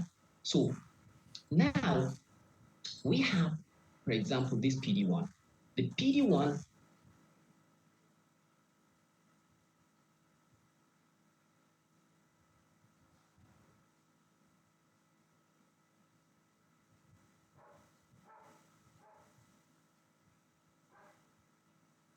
in killing maybe viruses, in killing cancer cells, it will be inactivated by our cell. So the cell will they will extend a handshake to the T cell that, okay, it's fine, don't attack me. So it will get inactivated. So that receptor or ligand on our cell or on the cancer cell is called the PDL1. There's also PDL2. So this PDL1 is a ligand on the normal cell. Unfortunately, the cancer cells also acquire that ligand so that it will be turning off the T cell activity. So that is what is shielding cancer from getting destroyed by T cell. So, as I said, on the surface of our cells, T cell, we have checkpoint proteins. These checkpoint proteins, some are inhibitory, while some are stimulatory. So when you trigger them, the cell become more active. But the inhibitory ones, when you trigger them, you suppress the activity of the T cell. So the immune checkpoint inhibitor. The most important immune checkpoint inhibitors, as I said, is the PD1 and CTLA4. This PDL1 is like a brake pedal of our car or a lock. When you have a brake pedal in your car, you know that brake pedal, it's more or less useless unless you have something to press it. Let me say it this way. You have a brake pedal. So if you press it, no problem. But unfortunately, the cancer cell do have the hand to press that brake. And it is found also in our normal cell. The essence or the importance of that on our normal cell is to prevent autoimmunity and chronic inflammation. Because when you activate it for too long, it will cause the T cell, it will cause autoimmunity and chronic inflammation. So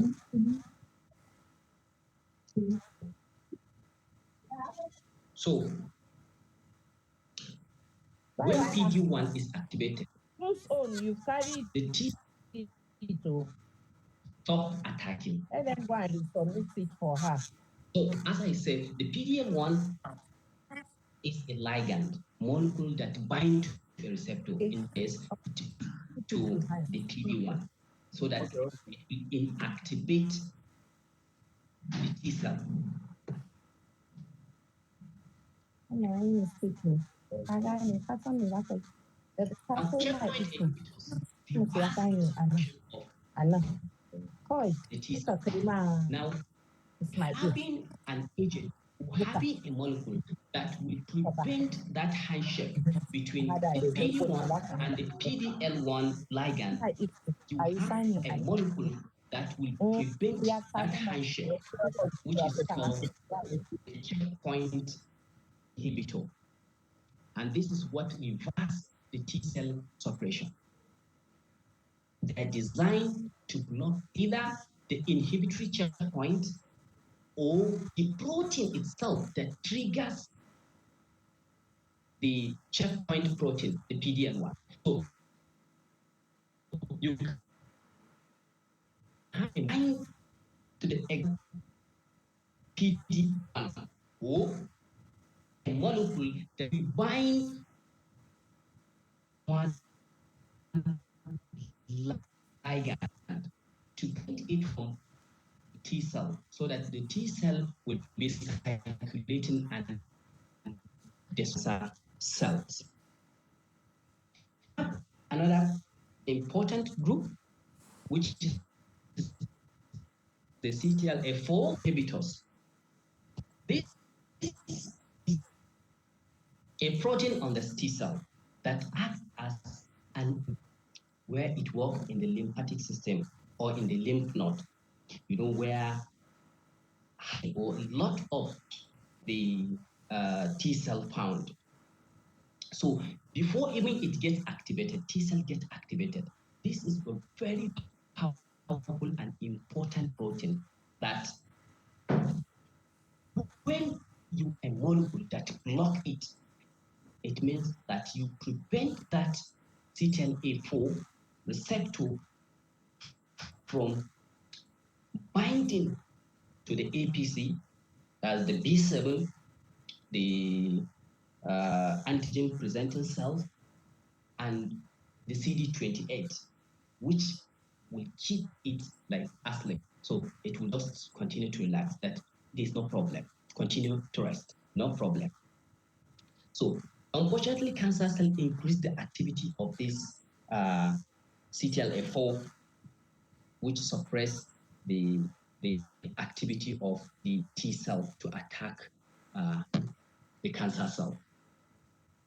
This CTLA4 require two signals in order to get activated.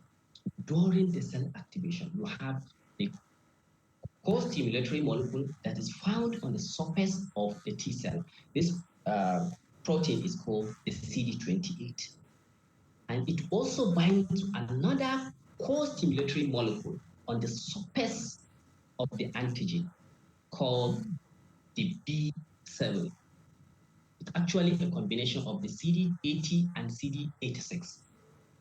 When this interaction is successful, the CTLA4 is activated.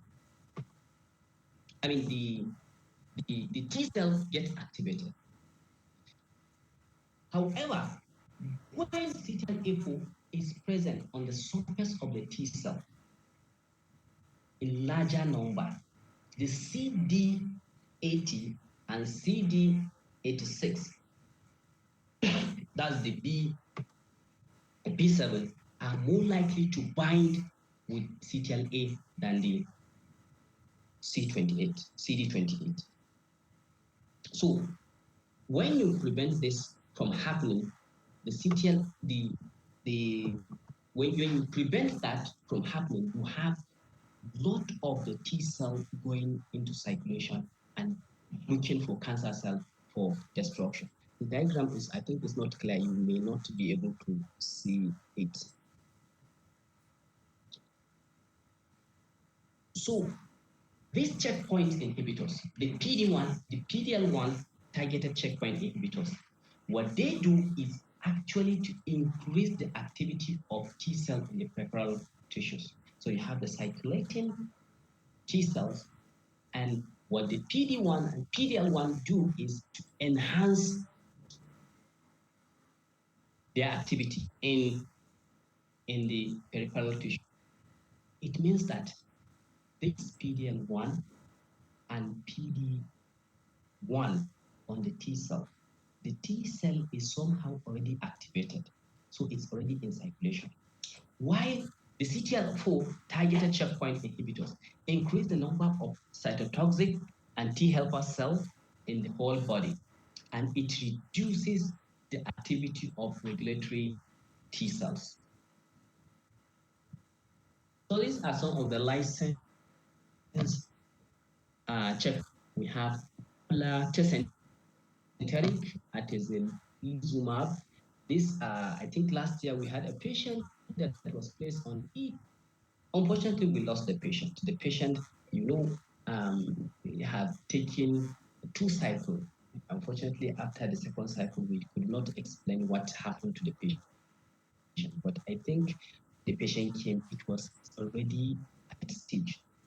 He was diagnosed somewhere else outside the country, and when he was referred back to Nigeria due to cost. So when he started the treatment, unfortunately, we lost the patient. But it was actually hepatocellular carcinoma. We have the ipilimumab as the example of CTLA-4, very useful drug, we know it. We have the pembrolizumab as example of the PD-1, which is very useful in so many solid tumors that especially are immunogenic, especially useful in also triple negative breast cancer. These drugs, they are best used in melanoma skin cancer. Why? Because melanoma skin cancer tend to be highly immunogenic. Also renal cancer, also lung cancer, they are very, very highly immunogenic. So they are highly spotted by immune system. But not all. Diversity among cancer cells is the problem for the immune system. So since they target different points or um, different target, you can have a combination of these drugs. So it means we can have a combination of, like, for example, the PD-1 and CTLA-4, so that you can achieve synergy. And some research have indicated that combination is better than a monotherapy using the checkpoint inhibitors. And they have been shown to prolong life, increase survival, and some cancers, even at advanced stage, they have been shown to be cured with the uh, checkpoint inhibitors. Some of the cancers, for example, melanoma skin cancers. So we move to their limitation. Definitely everything has limitation. The problem with these checkpoint inhibitors is that they don't actually help the immune system to see cancer. And the only tackle for a reason. The reason is T cell suppression. When T cell is suppressed, it means they are indicated. And that is why most patients don't benefit from their treatment. So if they cannot help the immune system to see, okay, hi, this is cancer, destroy it. They don't do that. What they do is to enhance the activity T cells. But whether there is cancer or no cancer, the activity will be enhanced so that the immune system will go after the cancer. And the unfortunate part of it is that you have no control over what you activate, which T cell do you activate. Some they are being suppressed for a reason, for good, because if you activate the wrong ones or at the wrong time, you have side effects. So majority of their side effect is immune-related side effects, such as dermatitis, colitis, etc., etc. These are some of the examples of their side effects. So I share with us some of the achievement, how this immunotherapy has so far achieved treatment of cancer. This is a study where about 945 patients with advanced melanoma skin cancer. We can see how the overall survival of the patient, we can see the 5-year survival rate when you have combination of nivolumab and ipilimumab. We have up to 64%. When you compare with the individual drug, where you have 59% and 45%. And the 5-year survival, the combination of this drug is far better, as is seen 52% against 44% and 26%. This is saying that when you have a combination, you achieve synergy. You have a better response. You have a better outcome. Another one that I share here is using the same treatment in melanoma skin cancer. Now we have patients with advanced melanoma skin cancer. Now these patients were divided into some to take neoadjuvant and the others will take adjuvant. So in essence, some of the patients will take the medication prior to surgery, while others are placed in group where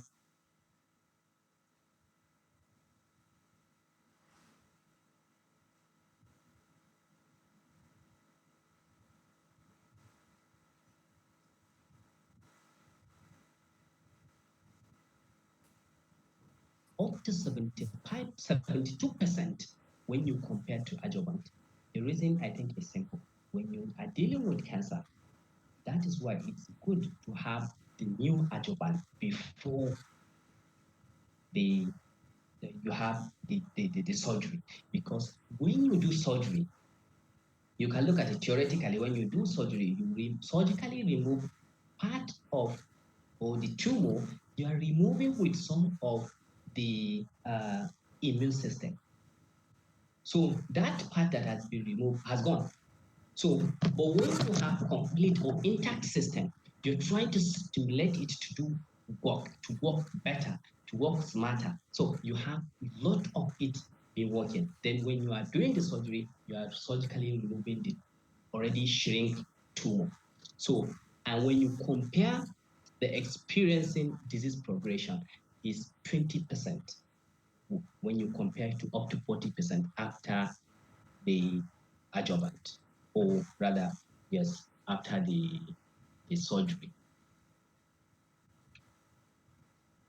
Now, to summarize all these checkpoint proteins on T cell perform useful function. They perform a lot of functions. Some they are inhibitory, some they are activating. Some they are used to activate the T cell to fight cancer. Some they are used to suppress the T cell for good, because you don't want a situation whereby you have stimulation of the T cell to go and fight. After fighting all the infection, the cancer, it will start fighting the normal cells. So that is where you have the chronic inflammation, tissue damage, etc., etc.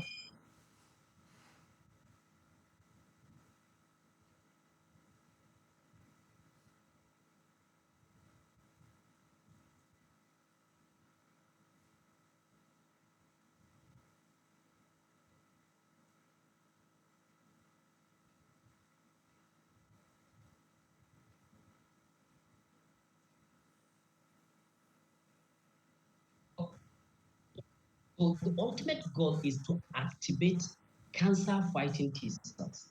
But unfortunately, we have no control over which T cell you activate. You can activate the wrong one. And that is what we see mostly with immune checkpoint inhibitors. The side effects you see immune-related. So CTLA4 targeted antibody increase the total number of activated T cells in the body, including the lymph node, the peripheral tissues, tonsils in the lungs, where you have dense of these T cells. The PD-1 and PD-L1 targeted antibodies increase the number of activated T cells in the peripheral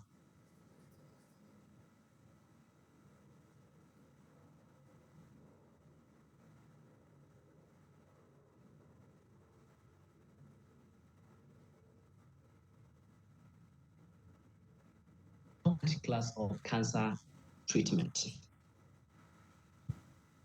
So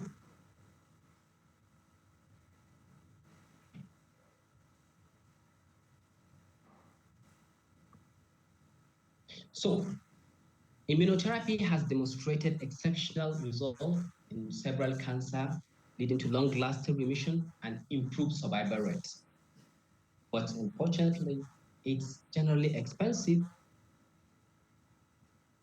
Side effects related to or adverse effects related to immunotherapy are autoimmune in nature. So generally, they are delayed in presentation, such as the dermatitis.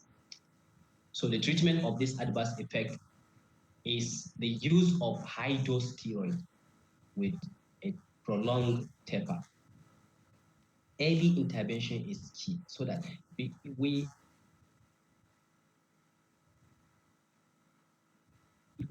as pharmacists, we need to be monitoring, especially when patients are on some of this monitoring, so that the patient will not be having challenges. Thank you. Thank you for listening.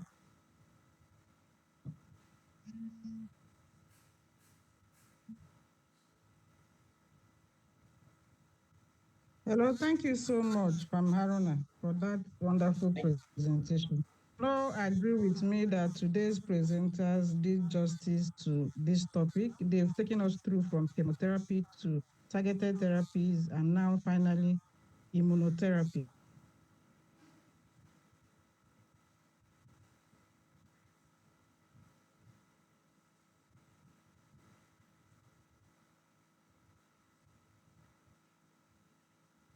From the traditional chemotherapy to precision oncology. So now we are now talking about targeting specific proteins that the cancer cells are depending on for their growth. And this brings me to the point of making sure that you establish that the particular patient you're treating, that the tumor actually overexpressed these proteins before you can start treating them with these drugs, because these drugs are very expensive. So don't make your patient to spend money just because you heard that using targeted therapies is better for treatment, and then you just go ahead and start giving your patient targeted therapies. There is need to establish which of the biomarker, which of the protein is driving the tumor growth for that patient. Thank you so much once again, our presenters. We really appreciate. This is time for question and answer. And please, you can raise your hand so that we can call you to ask your question. We will start by the question that Pam Blessing asked when we finished the first presentation. She was asking Pan Shaba because he kept mentioning that we should all know that these drugs are metabolized by the liver. And when you are giving them concurrently with drugs that are also metabolized by the liver, that you should be very careful. So what Pam Shaba is actually trying to say, he's actually trying to say the normal thing we know about our pharmacokinetics. That's when you're talking about metabolizing enzyme inducers and inhibitors, and the drugs that share the same metabolizing enzyme, that are substrates to the same metabolizing enzyme. So most times our patients come with comorbidities. You see patients taking drugs for convulsion, epilepsy, diabetes, hypertension, so many all sorts of comorbidities, and they are, of course, doing chemo. So as a pharmacist, you need to check the drug-drug interaction for this patient. Is any of them an enzyme inducer that can affect the metabolism of the other drug? Because you know chemotherapies already have very narrow therapeutic range. So the toxicity is just a slight shift in the plasma concentration can push the patient to the extreme of toxicity.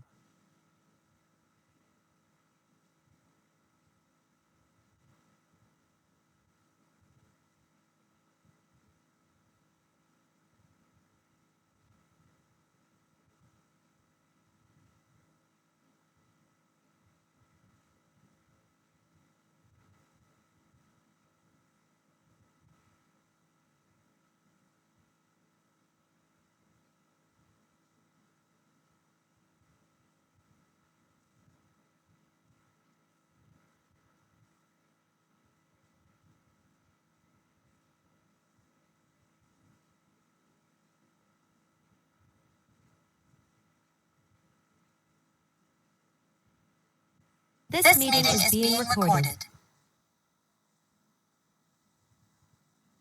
On that because we have the tradition of drug dose calculation of body surface area, general guideline of chemotherapy dosage based on hepatic function. I think after this presentation, after everything, I will send it to the president so that she'll be able to share it with others, because this gives the reason why you should reduce dose of some certain drugs, more especially with patients with hepatic impairment or renal impairment. You understand? For instance, now for 5-FU, now when you are giving patient 5-FU, there is a specific bilirubin level that you must not exceed. If you exceed that bilirubin level, that patient will not be fit to be given 5-FU. So I think I will share it with the members so that they will be able to use it even in their facilities. Thank you so much, Thank you very much. Thank you so much, Pam Shaba. Tomorrow, our topic tomorrow also covers pharmacokinetics, and I believe that the presenters tomorrow will touch what you're trying to say. So they will love to have the materials you want to send to us so that we can send it to our participants. You know, they need to have those resource materials to refer back to anytime. So for the questions, I saw someone's hand up. Does it mean that today's presentation was so detailed that we understood everything? Or is it that the contents are so overwhelming? Okay, please go ahead. 016. Okay. Good morning, everybody. Okay, my question goes to the presenter that speaks on chemotherapy. So I want to, he said something about that the capecitabine is a prodrug of 5-AU. So when during my internship period, I noticed that in oncology clinics, the two drugs are usually used interchangeably. So I want to know whether is it that the capecitabine is usually used as a maintenance therapy, whereas the 5-AU may be used as maybe a start use and follow up with the capecitabine. How is it, or in what case, in what form of treatment is any of them preferred? Then the second question is the cytarabine. In what form of cancer is it preferred to be used for treatment? Thank you. Okay, Fam Shabak, are you there to answer or should I go ahead? Hello? Fam Shabak? Okay. Hello? I think I didn't really get what he was saying because the speaker was not that loud. okay, he was talking about the What use was the question?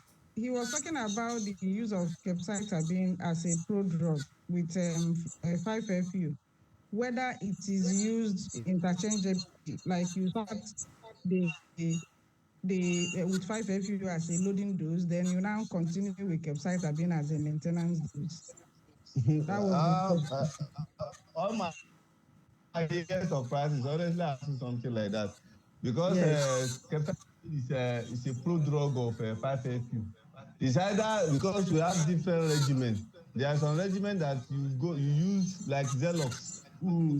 Like this oxaliplatin and capecitabine. You cannot switch that because you want to start using infusion because you cannot tolerate tablets. Start using. You say okay, stop the tablet and continue. We don't do that. Let's care in our own practice. Or someone that's on colorectal CA, you say because they have started 5-FU, so you will now give loading dose. No, in my own year of practice, honestly, I've never seen something like that. I don't know, maybe they do it other places, but even in NCCN guideline, I've never seen anything like that. Thank you very much. Yes, it's not done. It's not done. The choice of the regimen for cancer management depends on the guideline, depends on studies that have been done over the years.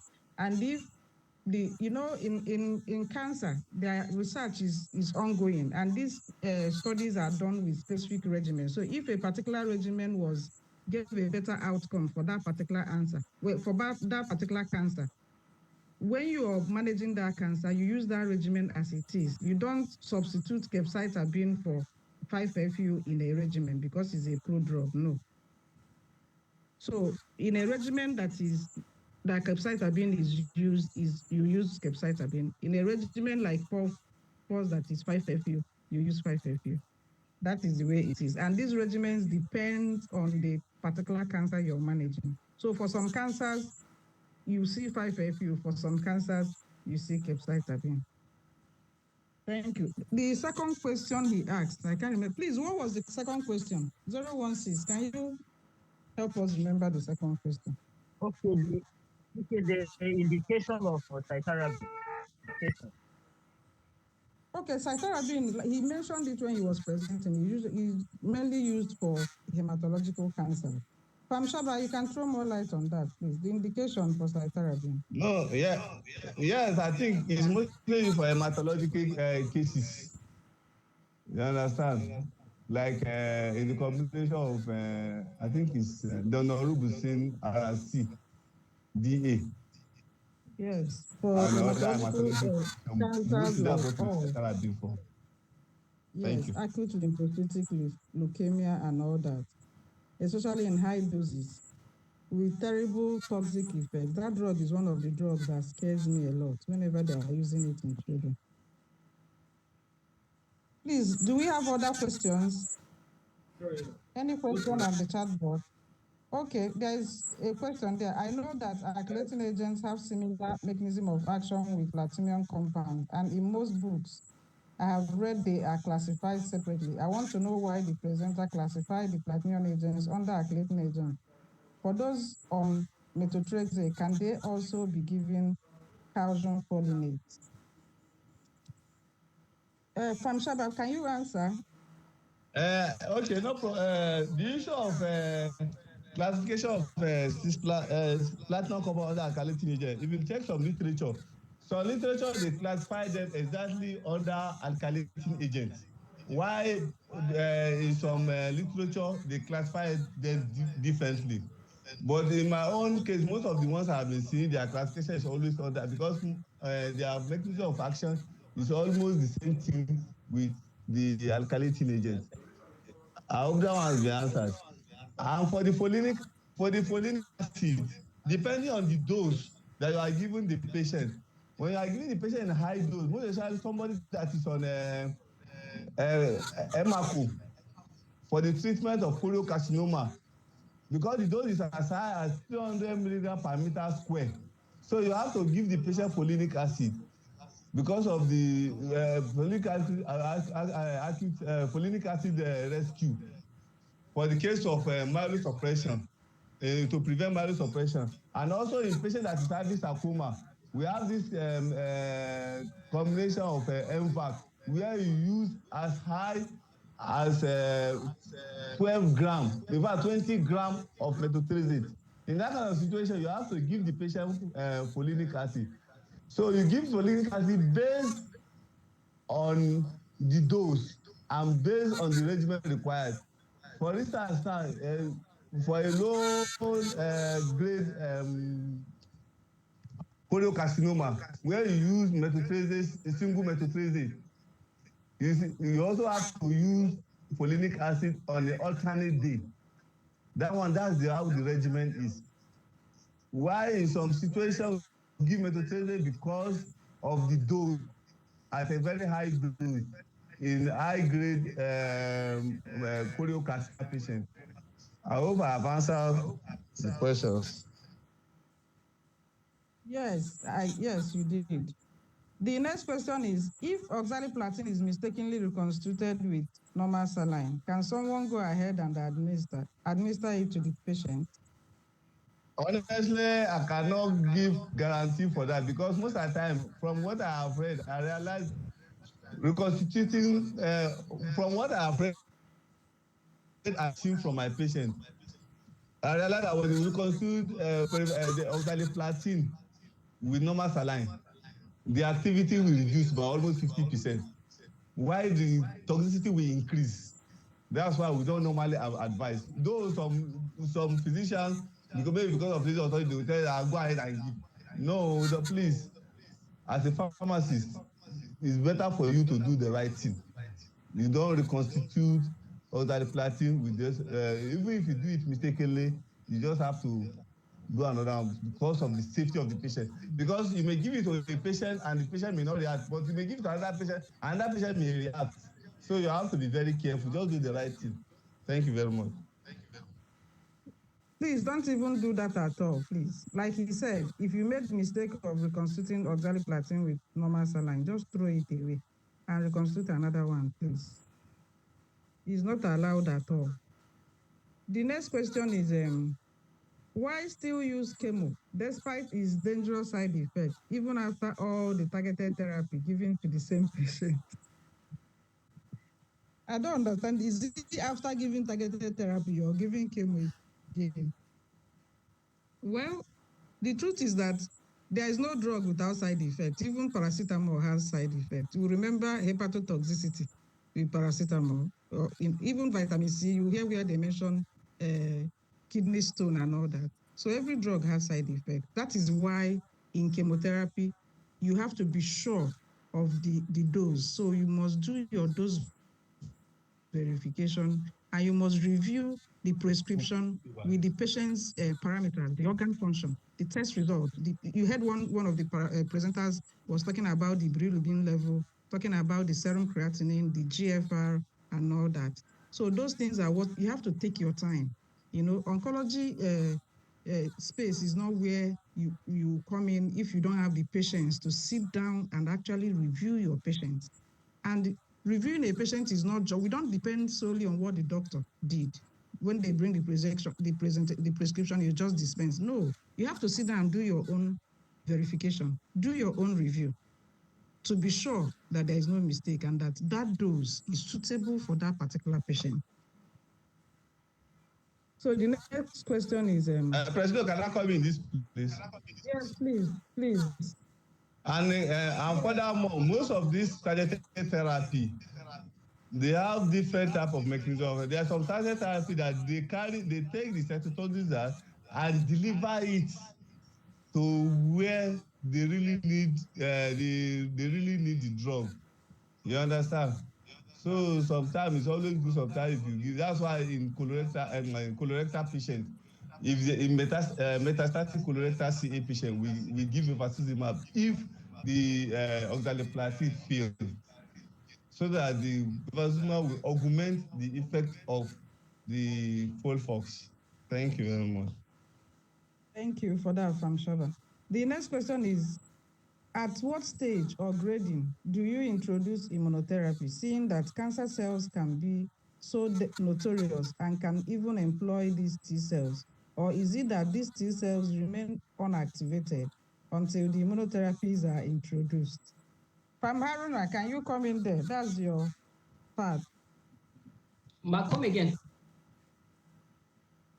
At what stage or grading do you introduce immunotherapy, seeing that cancer cells can be so notorious and can even employ these T cells? Or is it that these T cells remain unactivated until the immunotherapies are introduced? Okay, generally speaking, when you have to do some testing to see the presence of some of these proteins we are talking about before you use immunotherapy and also targeted therapy. So at all the stages, they can be used.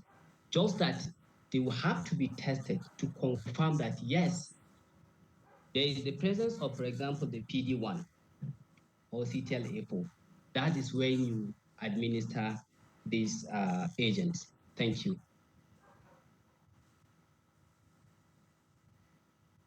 Hello? Yes. So what Pam Haruna is trying to say is that you need to establish that the cancer expressed those checkpoint proteins before you can use the checkpoint inhibitors. When he was presenting, he was talking about PD-1, PDL1, CTLA-4. So those checkpoint proteins, there is test you need to do. That's immunohistochemistry. We talked about it when we were discussing the diagnostic principles for pharmacies. That was during the last session. So if you do PDL1 test, for instance, in triple negative breast cancer, and you find out that the patient's tumor expressed the PDL1 protein, you know that that patient can benefit from pembrolizumab. So you can go ahead and use pembrolizumab. So, and then he talked about the use of these immunotherapies in neoadjuvant setting and adjuvant setting. Because in neoadjuvant setting, the T cells are still there intact in the tumor microenvironment. So when you activate them, they tend to work, faster to kill the tumor cells. Versus when you do surgery and you take out the whole tumor and all the T cells there before you give the immunotherapy. So there is need for you to know at what point to introduce your immunotherapy for you to get a better outcome for your patient. The next question is, good morning, please can we have the NCCN guideline? NCCN guideline is free for everybody. Just type NCCN guideline on your Google search. Then you register. You will be able to have access to NCCN guideline. So you are free to search anything you want to search. There is even part of the NCCN guideline that is for patients information, very detailed. So it's free, just search, you have access to it, it's free. Coincidentally, tomorrow, our topic tomorrow is also talking about guidelines, NCCN guidelines and protocols. So the presenters tomorrow will throw more light on the use of NCCN guideline to treat our patients. There is somebody's hand that is up, 116. Please, can you go ahead and ask your question? Good morning, Doc. Participant 116, your hand is up. Go ahead. Yeah, can you hear me, please? Yes, sir, we can hear you, sir. Okay, I just want to say that this is a very laudable initiative. I don't know, there's a suggestion I want to put forward. If this lectures can basically give Sir, can you speak up? We can't hear you. Your voice is very low. Okay. Hello, speak up, please. Are you hearing me? Yeah, better, sir. Okay, what I'm saying is that this is a very laudable program. I don't know, it's just a suggestion. If this aspect of the program can be compressed into the classroom, it will be 3 days or 2 days classroom section, because listening online is quite different from staying in a classroom and doing lecture. I don't know if it's a suggestion. Thank you. Okay, you want us to have this particular session as a classroom lecture. Is that what you're saying? Yeah, that's what I'm suggesting. That's physical. We should do a physical training. Exactly. Lectures are so nice. Okay. The economic challenges when it has to do with traveling for trainings and all that. Even the conference, I know so many people have been trying, to see how they can put themselves together and gather the money to come for the conference and the hands-on training in Abuja. Okay. Yes, we would love to do that. That is what OPAN stands for. Education is one of the key points that one of our major mandates in OPAN. But the problem is how many people can afford it. If I say that I'm holding a physical training in Calabar for oncology pharmacy, how many people will be able to come? It's not that they don't want to come. They all, in fact, if we're able to get sponsorship to sponsor people to, you will see everybody will come. The problem is fund. So, but if you feel that you have enough people that can sponsor, that can come, why not just let me know? We can organize that for physical training.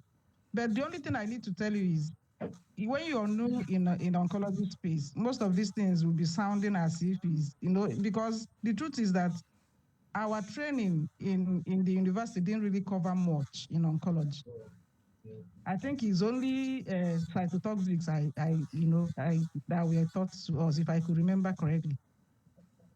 Checkpoint inhibitors and targeted therapies were never mentioned. Most of them, like the third presenter was saying, most of them were discovered in 90s, even though in countries like Nigeria, we are still struggling to have access to them, even in 2026. Then immunotherapies are now the in thing now for cancer care, and we are still struggling to have access to immunotherapy. Now we are talking about pembrolizumab. Most of us are using it already. We have acetylizumab in Nigeria, thanks to Roche. Then ipilimumab, nivolumab, pembrolizumab, and all that. All those ones are very, very expensive. The costs run into millions, and even accessing them is not easy, especially when you don't have access to the company, the main company. Like MSD has been trying to come into the country, and we've been trying to encourage them to come in because they are the ones that have Keytruda, that's pembrolizumab. But it has not been easy. I had a meeting with them yesterday, and they are telling me that they will start having product by July or so. So what it means is that for patients that will need pembrolizumab from now till that July, we have to try to source it through marketers and all that, and you are not even sure of the quality. So we would love to do physical training if people can afford to come. Thank you, sir, for that suggestion. Thank you so much. Remember, we also have a bonus online course that will be made available to all participants at the end of this training.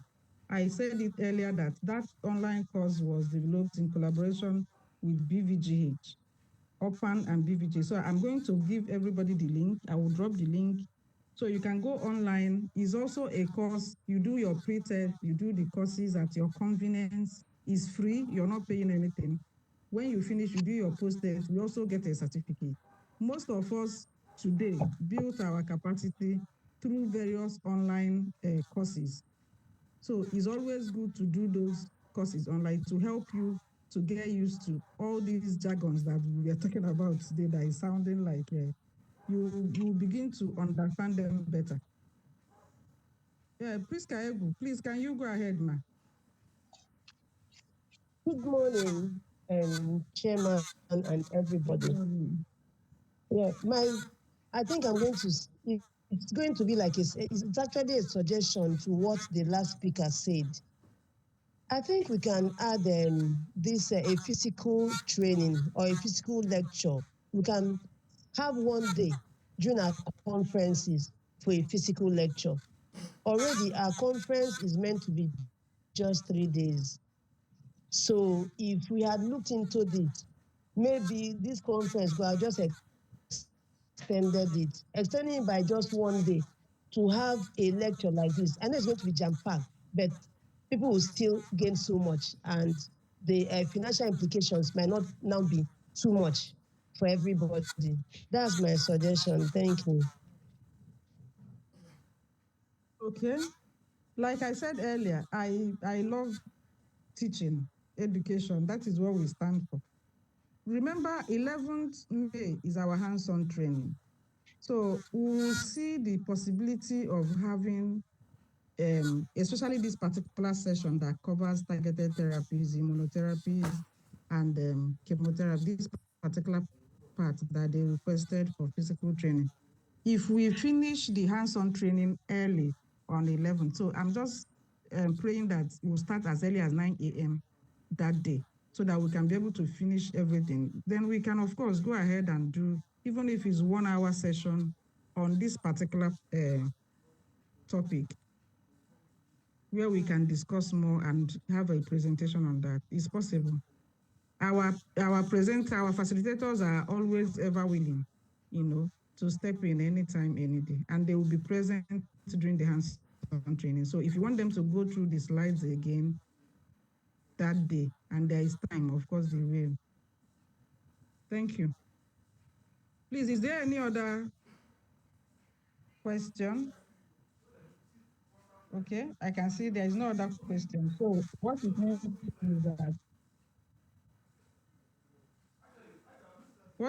means is that we Hello? all understood. Yes. Sorry, please. It's actually supposed to be between me and you. I need your number.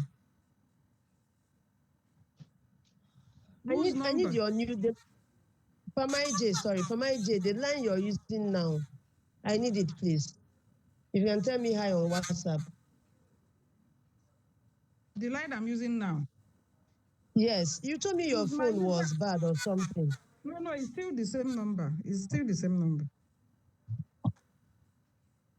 It's okay. network Thank you. issue. Yes, it's the same number. Okay. Please, is there any question on the chat box I did not cover, please? Okay. Okay, attendance for today's meeting.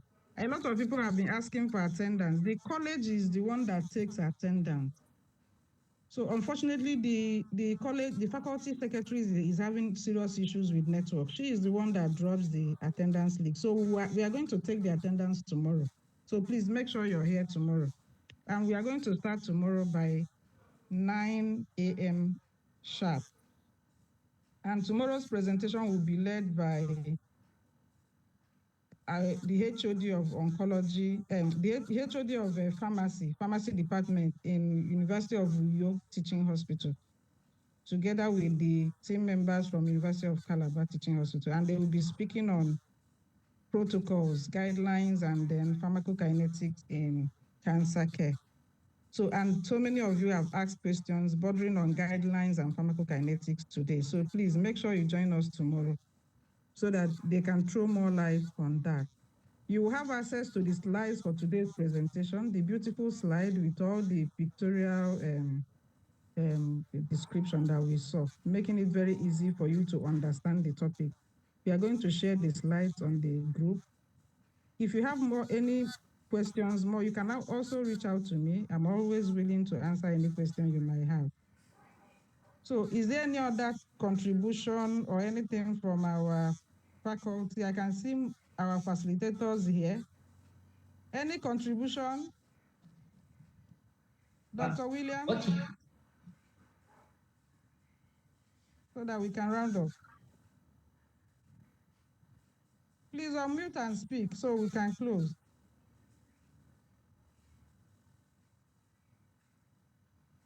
Where are all of them? Fikayo, where are all of you? Is it network problem? Okay. Hello, ma. Yeah.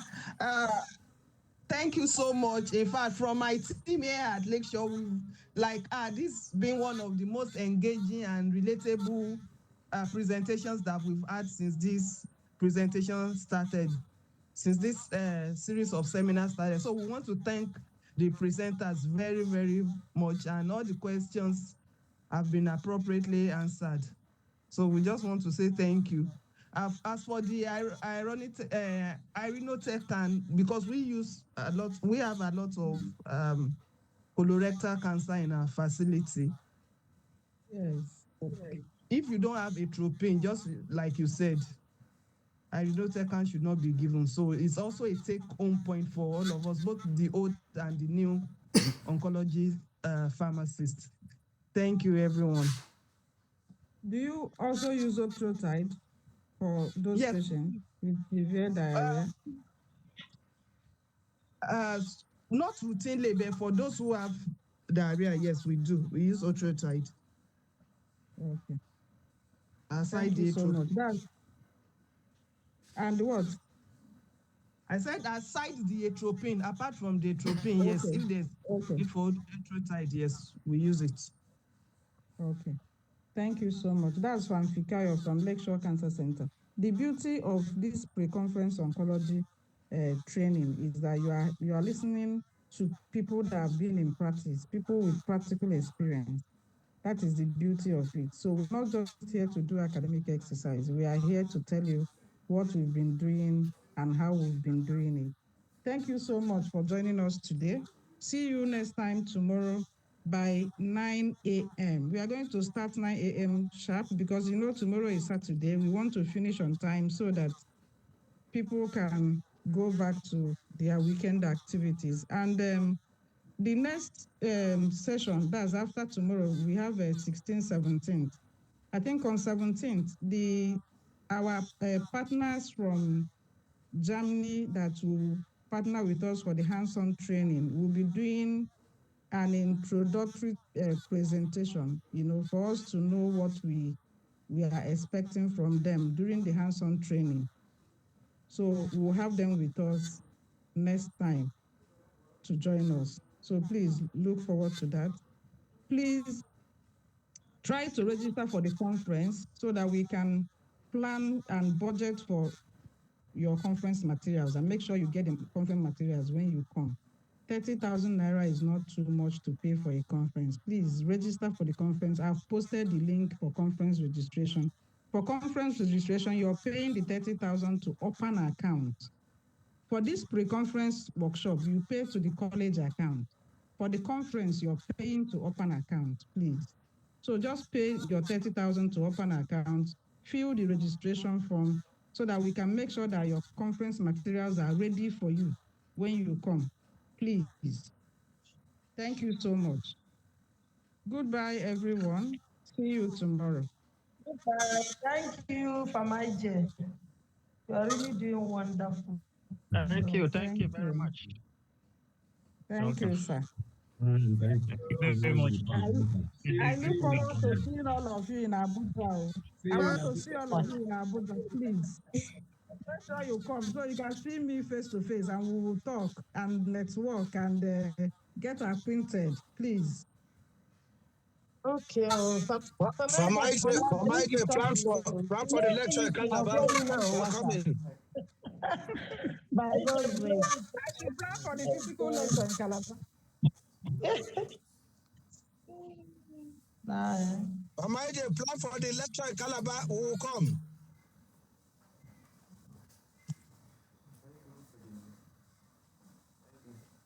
Hello, sir. Okay, sir. After the conference, maybe next year, we will plan that, have it, so that people will, get more grounds in the practice. Yes, We look forward to that. Thank you so much. I hope the students, the final year students are with us. I've not been hearing your voices. Are you following us at all? I hope the lectures are not overwhelming. The good thing is that you have access to the lecture materials. is beautiful, ma. Well, great job, Thank actually. Interesting. Thank you so much. Thank you so much.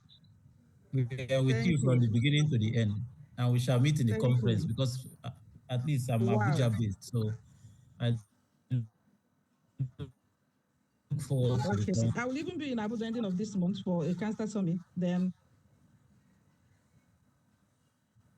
I think in 2 weeks is now our conference. No problem. We will be launching our practice manual during the conference. Everybody needs to have, every oncology pharmacist needs to have that practice manual. We are launching it during the conference. So I look forward to seeing all of you. Thank you, ma. We will see you. Okay. Please register for the conference so that we can make sure you have your conference materials, your conference bags and all that. I've done my own. Yes. Make sure you fill the click on the registration link and fill the form. I'll so that we can have your details. I'll fill it unless I will do it again so that it's not tell me. Okay. No, you don't need to do it the second time. Once you've done it, it's okay. Yes, and all the training materials will be uploaded on our website too, for participants that are OPAN members. Membership of OPAN is actually free. It's not free because we pay dues. What I mean is that it is if you want to join us, you're welcome to join us. So when you are a member of OPAN, you have access to resource materials on our website. So all these training materials, we'll post it on the training group. We also have them on the website. How do I in case maybe you lost your... It's very okay. I'm going to post our link membership on the forum. It's just for you to pay your dues. It's 5,000 naira annual dues. We made it very affordable because in OPAN, our focus is building our capacity and not money. That's why we left it at 5,000 so that people will not say the money is too much. Even though the 5,000 is not really helping us, to run the secretariat and all that, then we still left it at 5,000. So it's 5,000 annual dues. When you pay into OPAN account, you fill the membership form. You click on the link and fill the form. Then you send me your WhatsApp number so I can add you to our WhatsApp forum, the open WhatsApp forum. So that's where You send all those we, things so that we'll yes, be praying and whatever. yes. You join us in the open forum. Apart from this pre-conference workshop, we usually have what we call continuous medical education. All the cancer centers, we take turns to present, to do clinical presentations, to be able to learn from each other and educate ourselves. And then share your experiences in your center. So we normally have monthly clinical presentations and continuous medical education. So thank you so much. Let me go back and attend to my patients. Today is our chemotherapy day. And that's why my phone has been ringing and ringing. So see you guys tomorrow. Bye, everyone. See you. Bye. Bye, Ma. Bye.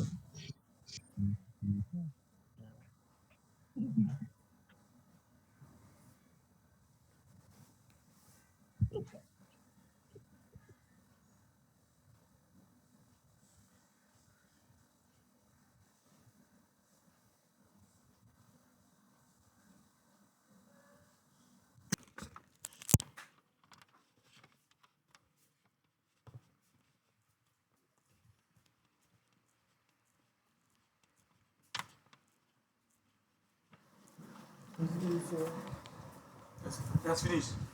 It just finished now. You finished since I was telling you. I'm going to close this system. That's why I came to give you.